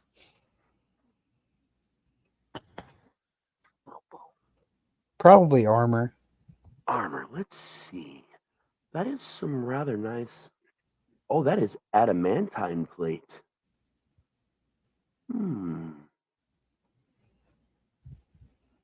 Yes. I believe I can do this. Basically, you'll have +1 adamantine plate. +1? Yeah. You should be able to find it in here. Let's take a look here for you.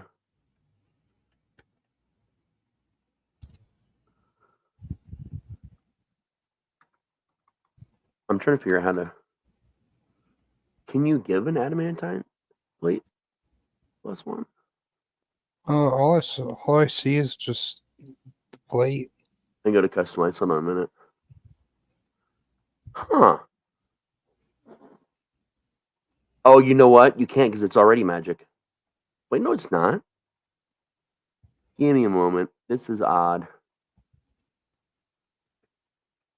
I haven't used the system in a while, so I'm trying to see what we can do here.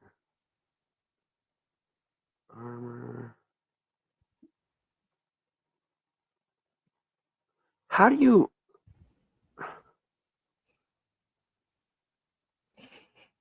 I'm trying to figure this out now because this is odd. You should be able to still do...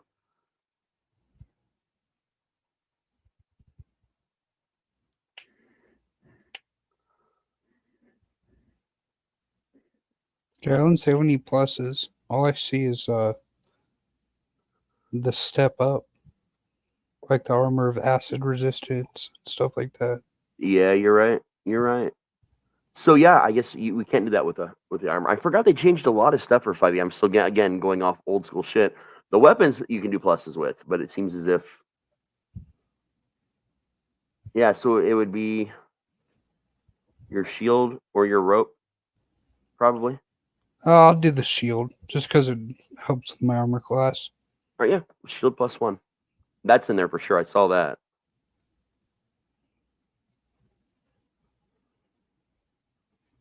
So you would basically just remove your current shield and add a shield +1.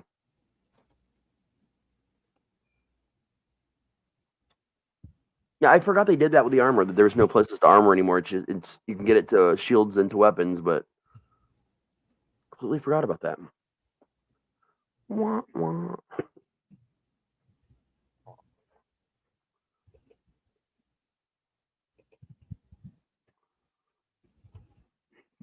All right, so next, Bueller. I climb in and ask and say hi. Hello, Calypso. How are you today? I am blessed. What do you do? Well, I can make something that you own or a part of you better than it currently is. For example, I can make your spoon more powerful. I can make your armor more powerful. I could turn your rope into a rope of climbing. I could make you tougher. Oh, I can make you faster or stronger.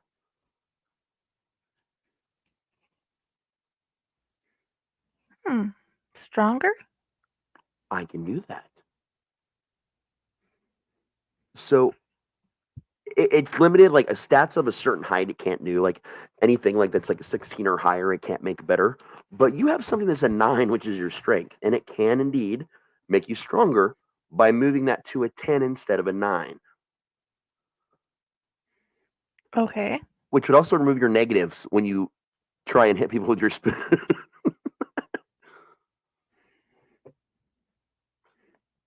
That would be awesome. All right, give me a moment, and I can help you fix that on your sheet really quickly, because we just have to go in and edit your base stats, which just takes a second. Thank you. Now, this is something that you guys have available to you. Like, if you guys want to tell Dell about it, she can use it, or not, because this is something that will just go into the possession of the next mayor. Technically, this is the only thing down here that belongs to whoever the mayor is, which is why it can't be moved. But anyone can technically come down here and use it once in their lifetime. The mayors get special abilities. They can use it more than once, but not much more than once. Let's see here. Strength. We will move that to 10. Can I add adamantium to my warhammer? I just realized I can do that in my customization. You can't through this, but you can eventually. Yes. Okay. You've already chosen, sir. Oh no, I just saw it as a customization. I didn't know if it was like if it helped me or if it just did anything. There's a lot of cool shit you can do, man. For sure. Okay. That's another reason to have money, because you can go and get things done in town, in towns and buy other items you're looking for, and Okay. There's a lot out there, sir. All right, next.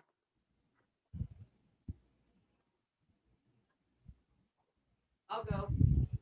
All right. Unmute yourself. Fever's gonna step into the contraption. Fever Phoenix, the second.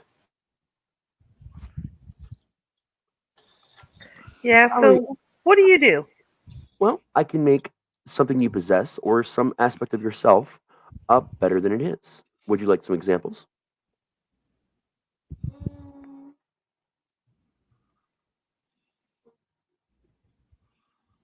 I could increase the strength of, technically, of your armor. It's very basic. Your scimitar or short bow. I could also make you stronger or more charming. Your armor. I see that it's a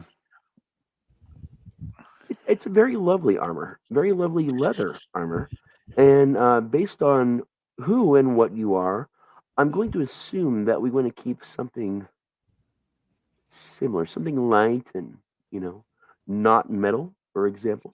Yeah. Let's see. I'm taking a look to see what we can do here.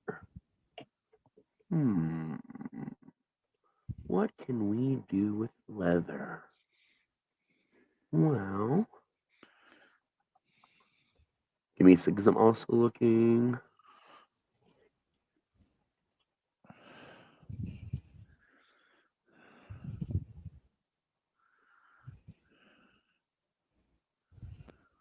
Okay, so I'm weirded out by this because we should be able to do +1s to armor, and I can't figure out why the fuck that's not an option. What is it trying to do? Just look for leather armor +1. Yeah, you would think so. You might have to go actually into the character sheet, and go under the equipment and search for it that way. Under the add items thing. That's where I'm at. Yeah. Marine set of leather, mariner's leather, armor of resistance, armor of lightning, blah blah blah blah blah. Yeah, this doesn't make a leather lot of sense. +1. Yeah, it's leather +1. It's down the list a little bit, but you just have to hit add next to it. I didn't even see it when I was looking for his.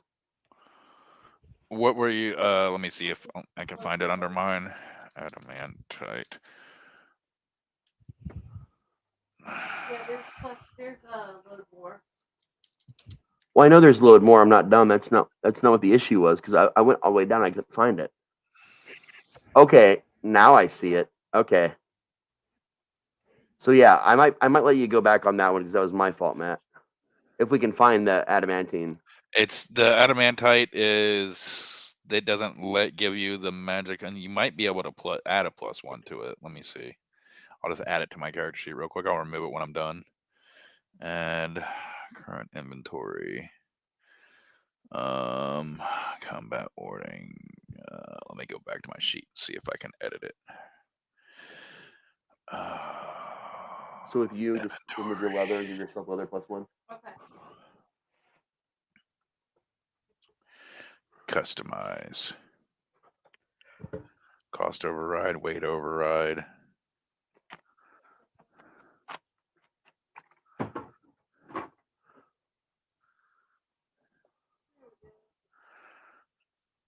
Woohoo! My AC is 15 now. Woohoo.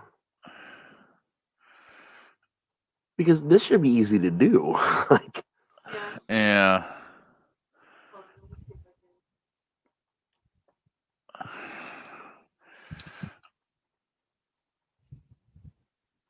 I'm going back to this character sheet as well. Take a peeky peek.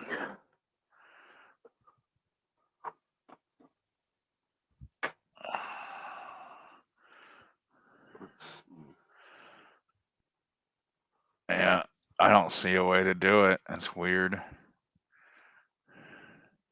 Add custom item? No, I can do +2 plate armor.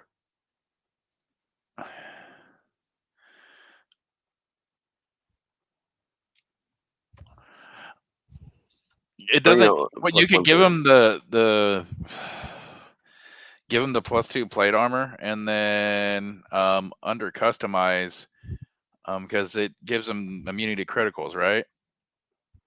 As the adamantite. Adamantite, yeah.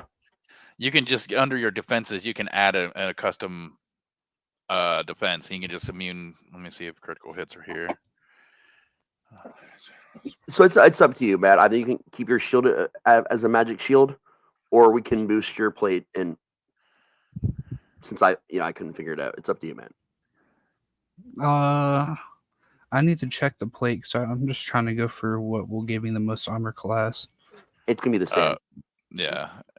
Oh, okay. It's literally gonna be the same. All the adamantite does is it's indestructible, and it gives you makes you immune to critical hits. Yeah, and there's nothing that says you can't then later get better, a better adamantine plate than what you have now. Later on, if you want, I mean, it's really up to you. Yeah, we'll just keep the shield. Okay. I just need to name it. What, name your shield? Oh yeah, I named my new store, new Warhammer. It's called Skull Crusher. Nice. So then, next. That'd be me because I think I'm the last one. Yep. I mean, I know these have been simple, but you guys also chose to blast part through a lot of this. So there was other items you guys could have gotten. There was a lot of other things you guys could have done as well that you skipped through, which I don't mind you guys skipping through it all. Just letting people at home also know that when you're a DM, you're kind of at the people.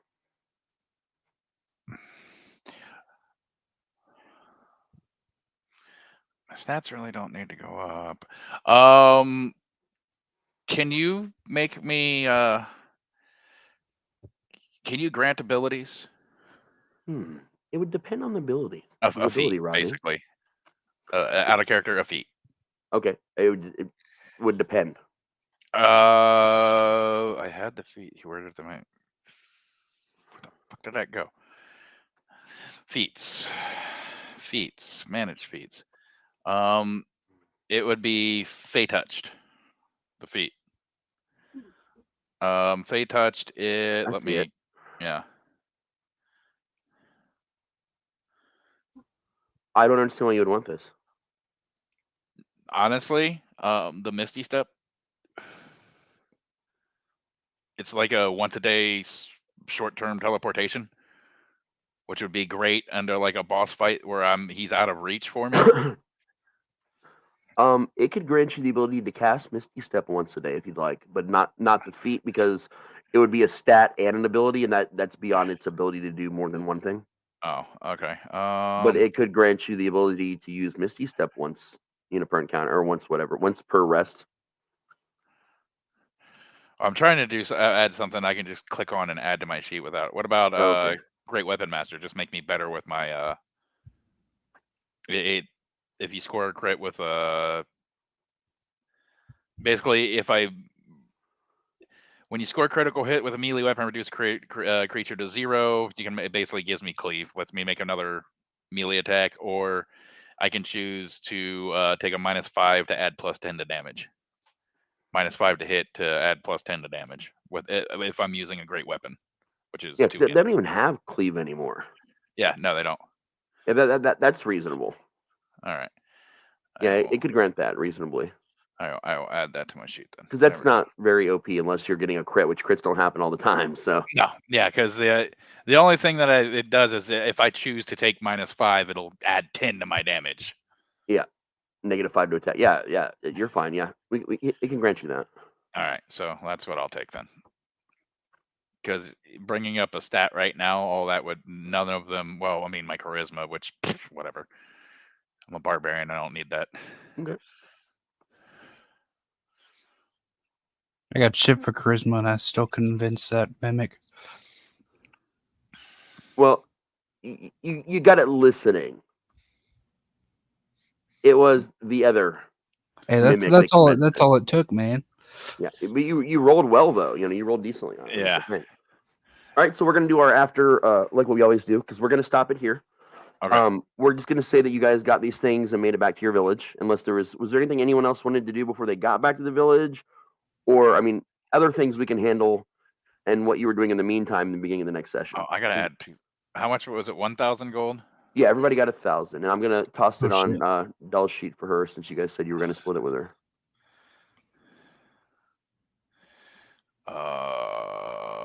What's the town's gold situation looking like?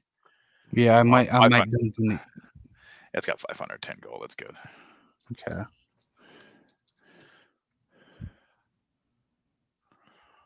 Well, I got her gold added for her as well. Oh, experience. XP. Jayson, what's your experience right now? Good question. Hold on. I am at 300 out of 900. And you did finally hit level 2, didn't you, last time? Yes.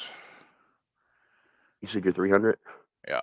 That's what I was thinking. Okay, everybody is going to get, looks like, 250 experience. Again, there wasn't a lot of much combat except the trees, and but you guys did get an encounter experience, at least for the gargoyles. The gargoyles would have been a lot more experience had you guys have actually, fought them instead of what happened. But you do get some encounter experience and some roleplay experience because I'm rewarding as a DM. I technically killed those fucking gargoyles, okay? Yeah, and you guys also listening at home will find that there will be some things they do, like grander adventures, where they'll level up a lot more of certain things. But today was also another sort of character development episode and a town building episode and a lot of weird things happening episode.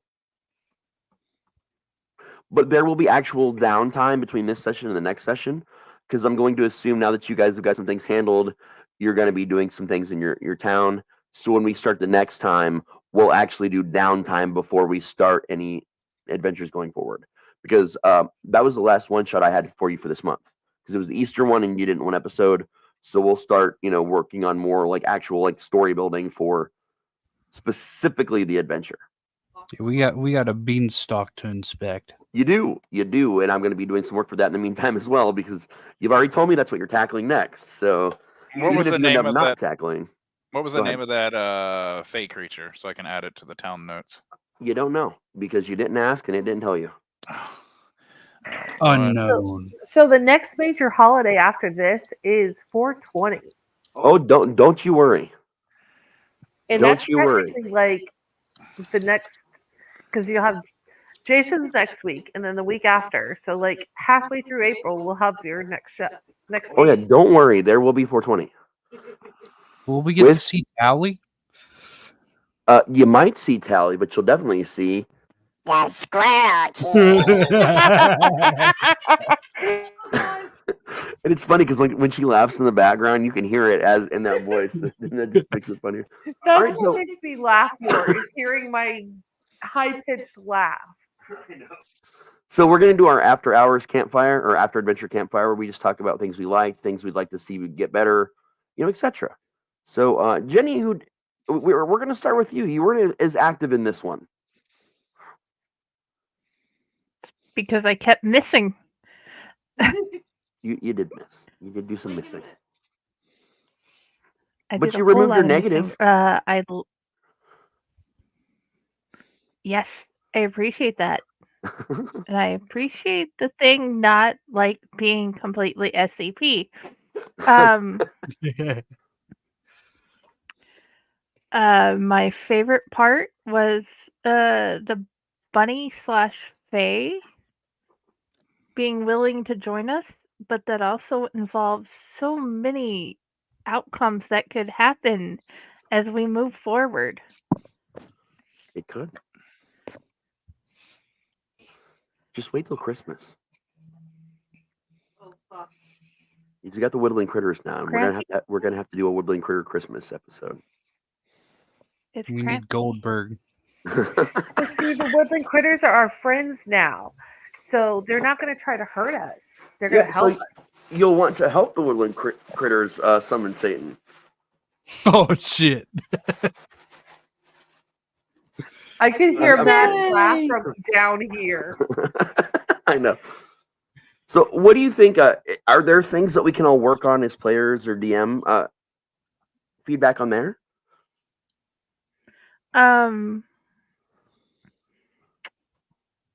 Well, probably not completely just rushing headlong into everything.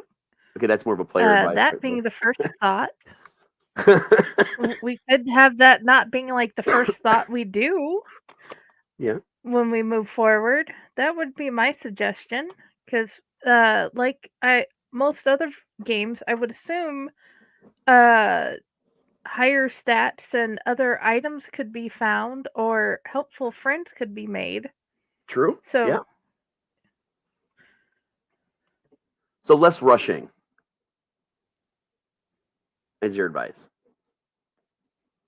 Yeah, that would be my suggestion. Okay, good suggestion. Over to you, Michelle. I got you next. So don't use the beans next time, is what you're saying, right? No, I'm saying let's find out what's happening where we are in like the town, instead of like this thing happened, we should go kill it.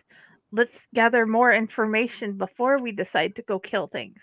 Well, yeah, before we shoot. So first, we didn't kill it, and we technically only killed 2 treants. So Yes, we didn't. I didn't say we didn't kill it. I said let's burn it down, which we did burn things down. Yeah. So we did exactly what I set out to do. After that, whatever. Okay. I have to say, I like playing with my bag of beans because, like, when I had them the last time, I had fun playing with them. And now I've got them again. And you know what? You can't help having a bag of beans and just throwing one and growing a beanstalk that can do anything. It can lead to just a very beautiful view. Knowing our DM, that's not gonna happen. No, it's not. But it's always the fun of seeing what can happen and having that chaotic character that just doesn't give a fuck. She really doesn't give a fuck. She's just there to have fun. And if that means creating a giant beanstalk and climbing it and finding a fucking giant, so fucking be it. Fair enough. Anything that you think we could work on? I mean, honestly, I think everybody's doing pretty good. I mean, yeah, we might rush headlong into things, but we make new friends when we do that. So it's awesome. Yeah. All right, Matt.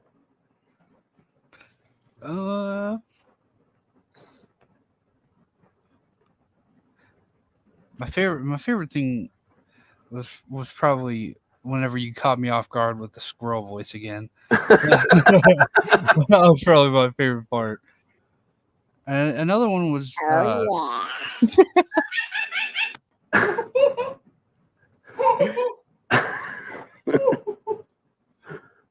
and another thing that I had fun with was the naming of some of my items. I told you about the Skull Crusher. Yeah. But then I just named my armor, the adamantium armor. Mm-hmm. Can't break this. Wow. And then I named my shield. I think it sounds pretty badass. It's Reiko's Death Defender. Nice. Although, missed opportunity to name your Warhammer MC Hammer. Oh, shit. Now I have to do it. Hey, just remember, that hammer is too legit to quit. Oh, yeah. So, any advice, anything you think we could get better at? Stop being Russian. Okay. Russian? Are you saying no Russian? And I want to talk to our Barry friend more. Oh dear God, Barry Bear. I'm Barry Bear. Shit. Sounds like a fun guy. He is. Yep. All right, over to you, Jayson. All right. First thing, lasting character thing. Hold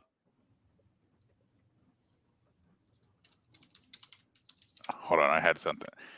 So the desk's name is Lorenzo. Lorenzo. We're sticking with the Italian themes.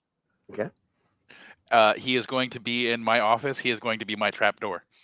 Where all the evil villains have the trapdoor, I have the mimic desk. Fair enough. Because they will be sitting across from my desk while I speak with them, and Lorenzo is going to be my desk. And if they ever piss me off, I say, I'm just going to let Lorenzo eat them. Full on Skinner. Excellent. My favorite thing was I actually enjoy that we rush sometimes because it's just it matches how chaotic our party is. We're like, this, okay, let's go do it. We don't waste time. We don't sit there and try to like. We are literally chaos incarnate. Because we will either help you or we will totally obliterate you. It just depends on our mood, and I love it because most of the time I've been playing with campaigns where everybody's like trying to be moral conjure and everything. Even in evil campaigns, I have never actually played a campaign where it's I'm going to do what I want to do if you like it or not, and it's fun. This is one of the first campaigns I've actually been able to do this in a very long time. Anything we could work on? We do need to think a little bit before we act. Like Jenny said, gather some more information, or assess what other skills people have before banging on a lock and destroying it so it can't be picked. Yeah. I mean, other than that, we're having fun. That's all that really matters. Doesn't matter how good we do as long as we're enjoying it. Yeah. And we don't die.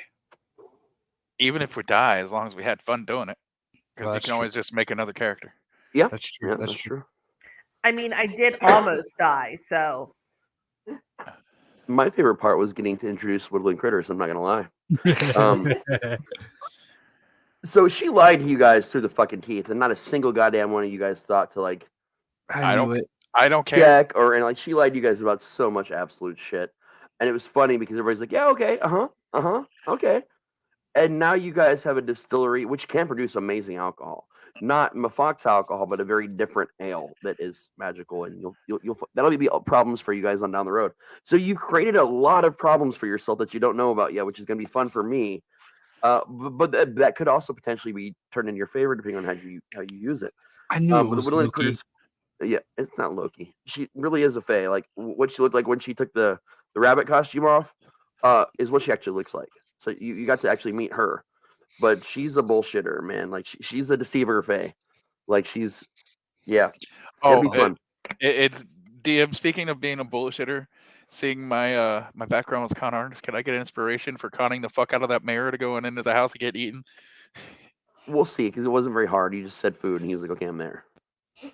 Yes, I played to the wants, needs, and desires of the person I was conning. I mean, you did, and you know he was based on the fam that we used to work with at Pizza Hut back in the day. Exactly. Yep. Why do you think I wanted to murder him? We'll talk about that later. Things we need to work on. One thing, you players that have played before, you have to remember that all those experiences that you've had before, these two haven't. So I would advise. I like that you guys are doing what you want. I'm fine with it. You guys know as a DM, I'm fine with that. I let you make the decisions and I roll with you. Just make sure you're realizing that you need to slow things down a little bit in places so the people that aren't as skilled or experienced in D&D can have that D&D experience as well. That would be my only, and it's not a complaint so much as just it's a gentle advice. Remember that you have new players in your party. You guys have missed out on a lot of things in the sessions that would have been good, but you found other awesome things by doing the way you did them. But just remember to once in a while, just slow it down, take a breath, and see where an adventure goes. But yeah, that's it. Otherwise, I mean, again, I really enjoyed this session as much as I've enjoyed the other ones. Dell only missed the Easter part, so I'll be able to fill her in on things. And again, starting next session, we're getting into developing more of the story of you guys' town and more character work. So I'm really excited to kind of see how this goes in the next section, which guys, 2 weeks from tonight, for those of you listening, is the next D&D game for Allied Adventures. But Jayson, I'll let you go ahead and talk about where they're going to start seeing this coming week. Next week, you will be seeing Outlight's foray into the SCP universe, as our intrepid adventurers will be stepping into the shoes of either an MTF agent, a researcher, or a D-class, dealing with it's to get everybody's feet wet. We're going to kind of start it out as a monster of the week thing. Just kind of you're going to be running tests or try to recontain a certain SCP, and then once everybody kind of gets used to the system, we'll start going into more overarching story, because for those of you who know the SCP universe, once everybody basically hits that level 5 where Raz says where the gloves come off, there we don't go off levels, and because we're using the World of Darkness system, but once you guys hit a certain power amount of, basically once you hit a certain XP number, because you all will get the same XP and it's not going to be it, but you're going to start living, your characters will start living through SCP 5000. Which, for those of you who don't know, is the Foundation finds out there's something that's going wrong inside of every human being ever, and it will cause the eventual death of the universe. So they turn on humanity and just start causing war on humanity. So that's going to be the overarching storyline in the future, but the first few is going to be Monsters of the Week, getting everybody's feet wet, and then learning the ropes and getting their characters some time to develop before we really start doing the show. And just as a little side note, this is kind of going to also be like Paranoia, where you will have clones. So you're going to have so many of the same character. So because you will die. This is the SCP universe. I kind of count on you dying. Right. But you're going to have a clone where it's going to come back, same stats, everything else. but you'll have a limited amount because eventually, after you run out of clones, you will have to make a new character. So that's what we're going to run into next week. It's just the Allight Adventures X SCP. So yeah, we're definitely excited about that as well. And it officially marks our Thursdays being nothing but Allied Adventures because Jenny, the lovely Jenny, was kind enough to move unprinted pages to a different day of the week so we could do back-to-back adventuring. So again, thank you for that, Jenny, very, very much. Welcome. But yeah, tomorrow we got again Chainer's Haunted Secrets. Going again with another new lovely guest for our second episode of that show. So we'll have us haunters together. Got me, Pyle, Ron, and Jenny with a surprise guest for tomorrow. And then Sunday, our first ever Allight picture shows with Bernie Rao from Killer Sofa. So again, another all new, brand new show from us over here at Allight Network. And as usual, we have everything going depending on what your taste, your interest is. We have a show for pretty much fucking everything. So we hope you guys enjoy that. Also coming up next week, Monday, we've got our usual. Oh my god, and my brain just died. Tomb of the Terrible. Jenny, what movie are we doing this week? We are doing the something haunted doll. Oh yeah, the Haunted Doll movie. We have it listed somewhere. We're all very tired because we've gamed and used our brains. But yeah, another great movie. Great movie for Tomb of the Terrible. Watching terrible movies so you don't have to. Of course, Tuesday, they've always got great things going on. Or at Splash Pages. Usually Dell's our correspondent on that. But check out Splash Pages on Tuesday at the Dorkening at 8 p.m. Not our normal time, so the time screws me up. Then Wednesday, we have Mats and Monsters coming back at you with more of our Road to WrestleMania because WrestleMania is almost upon us, people. Yeah. Yeah. And another episode of Mats and Monsters Wrestling right after Mats and Monsters, the normal show. So we'll be doing some colorful commentary for some new matches. And then Thursday, I feel like I should know what we have Thursday, but my brain is so dead right now.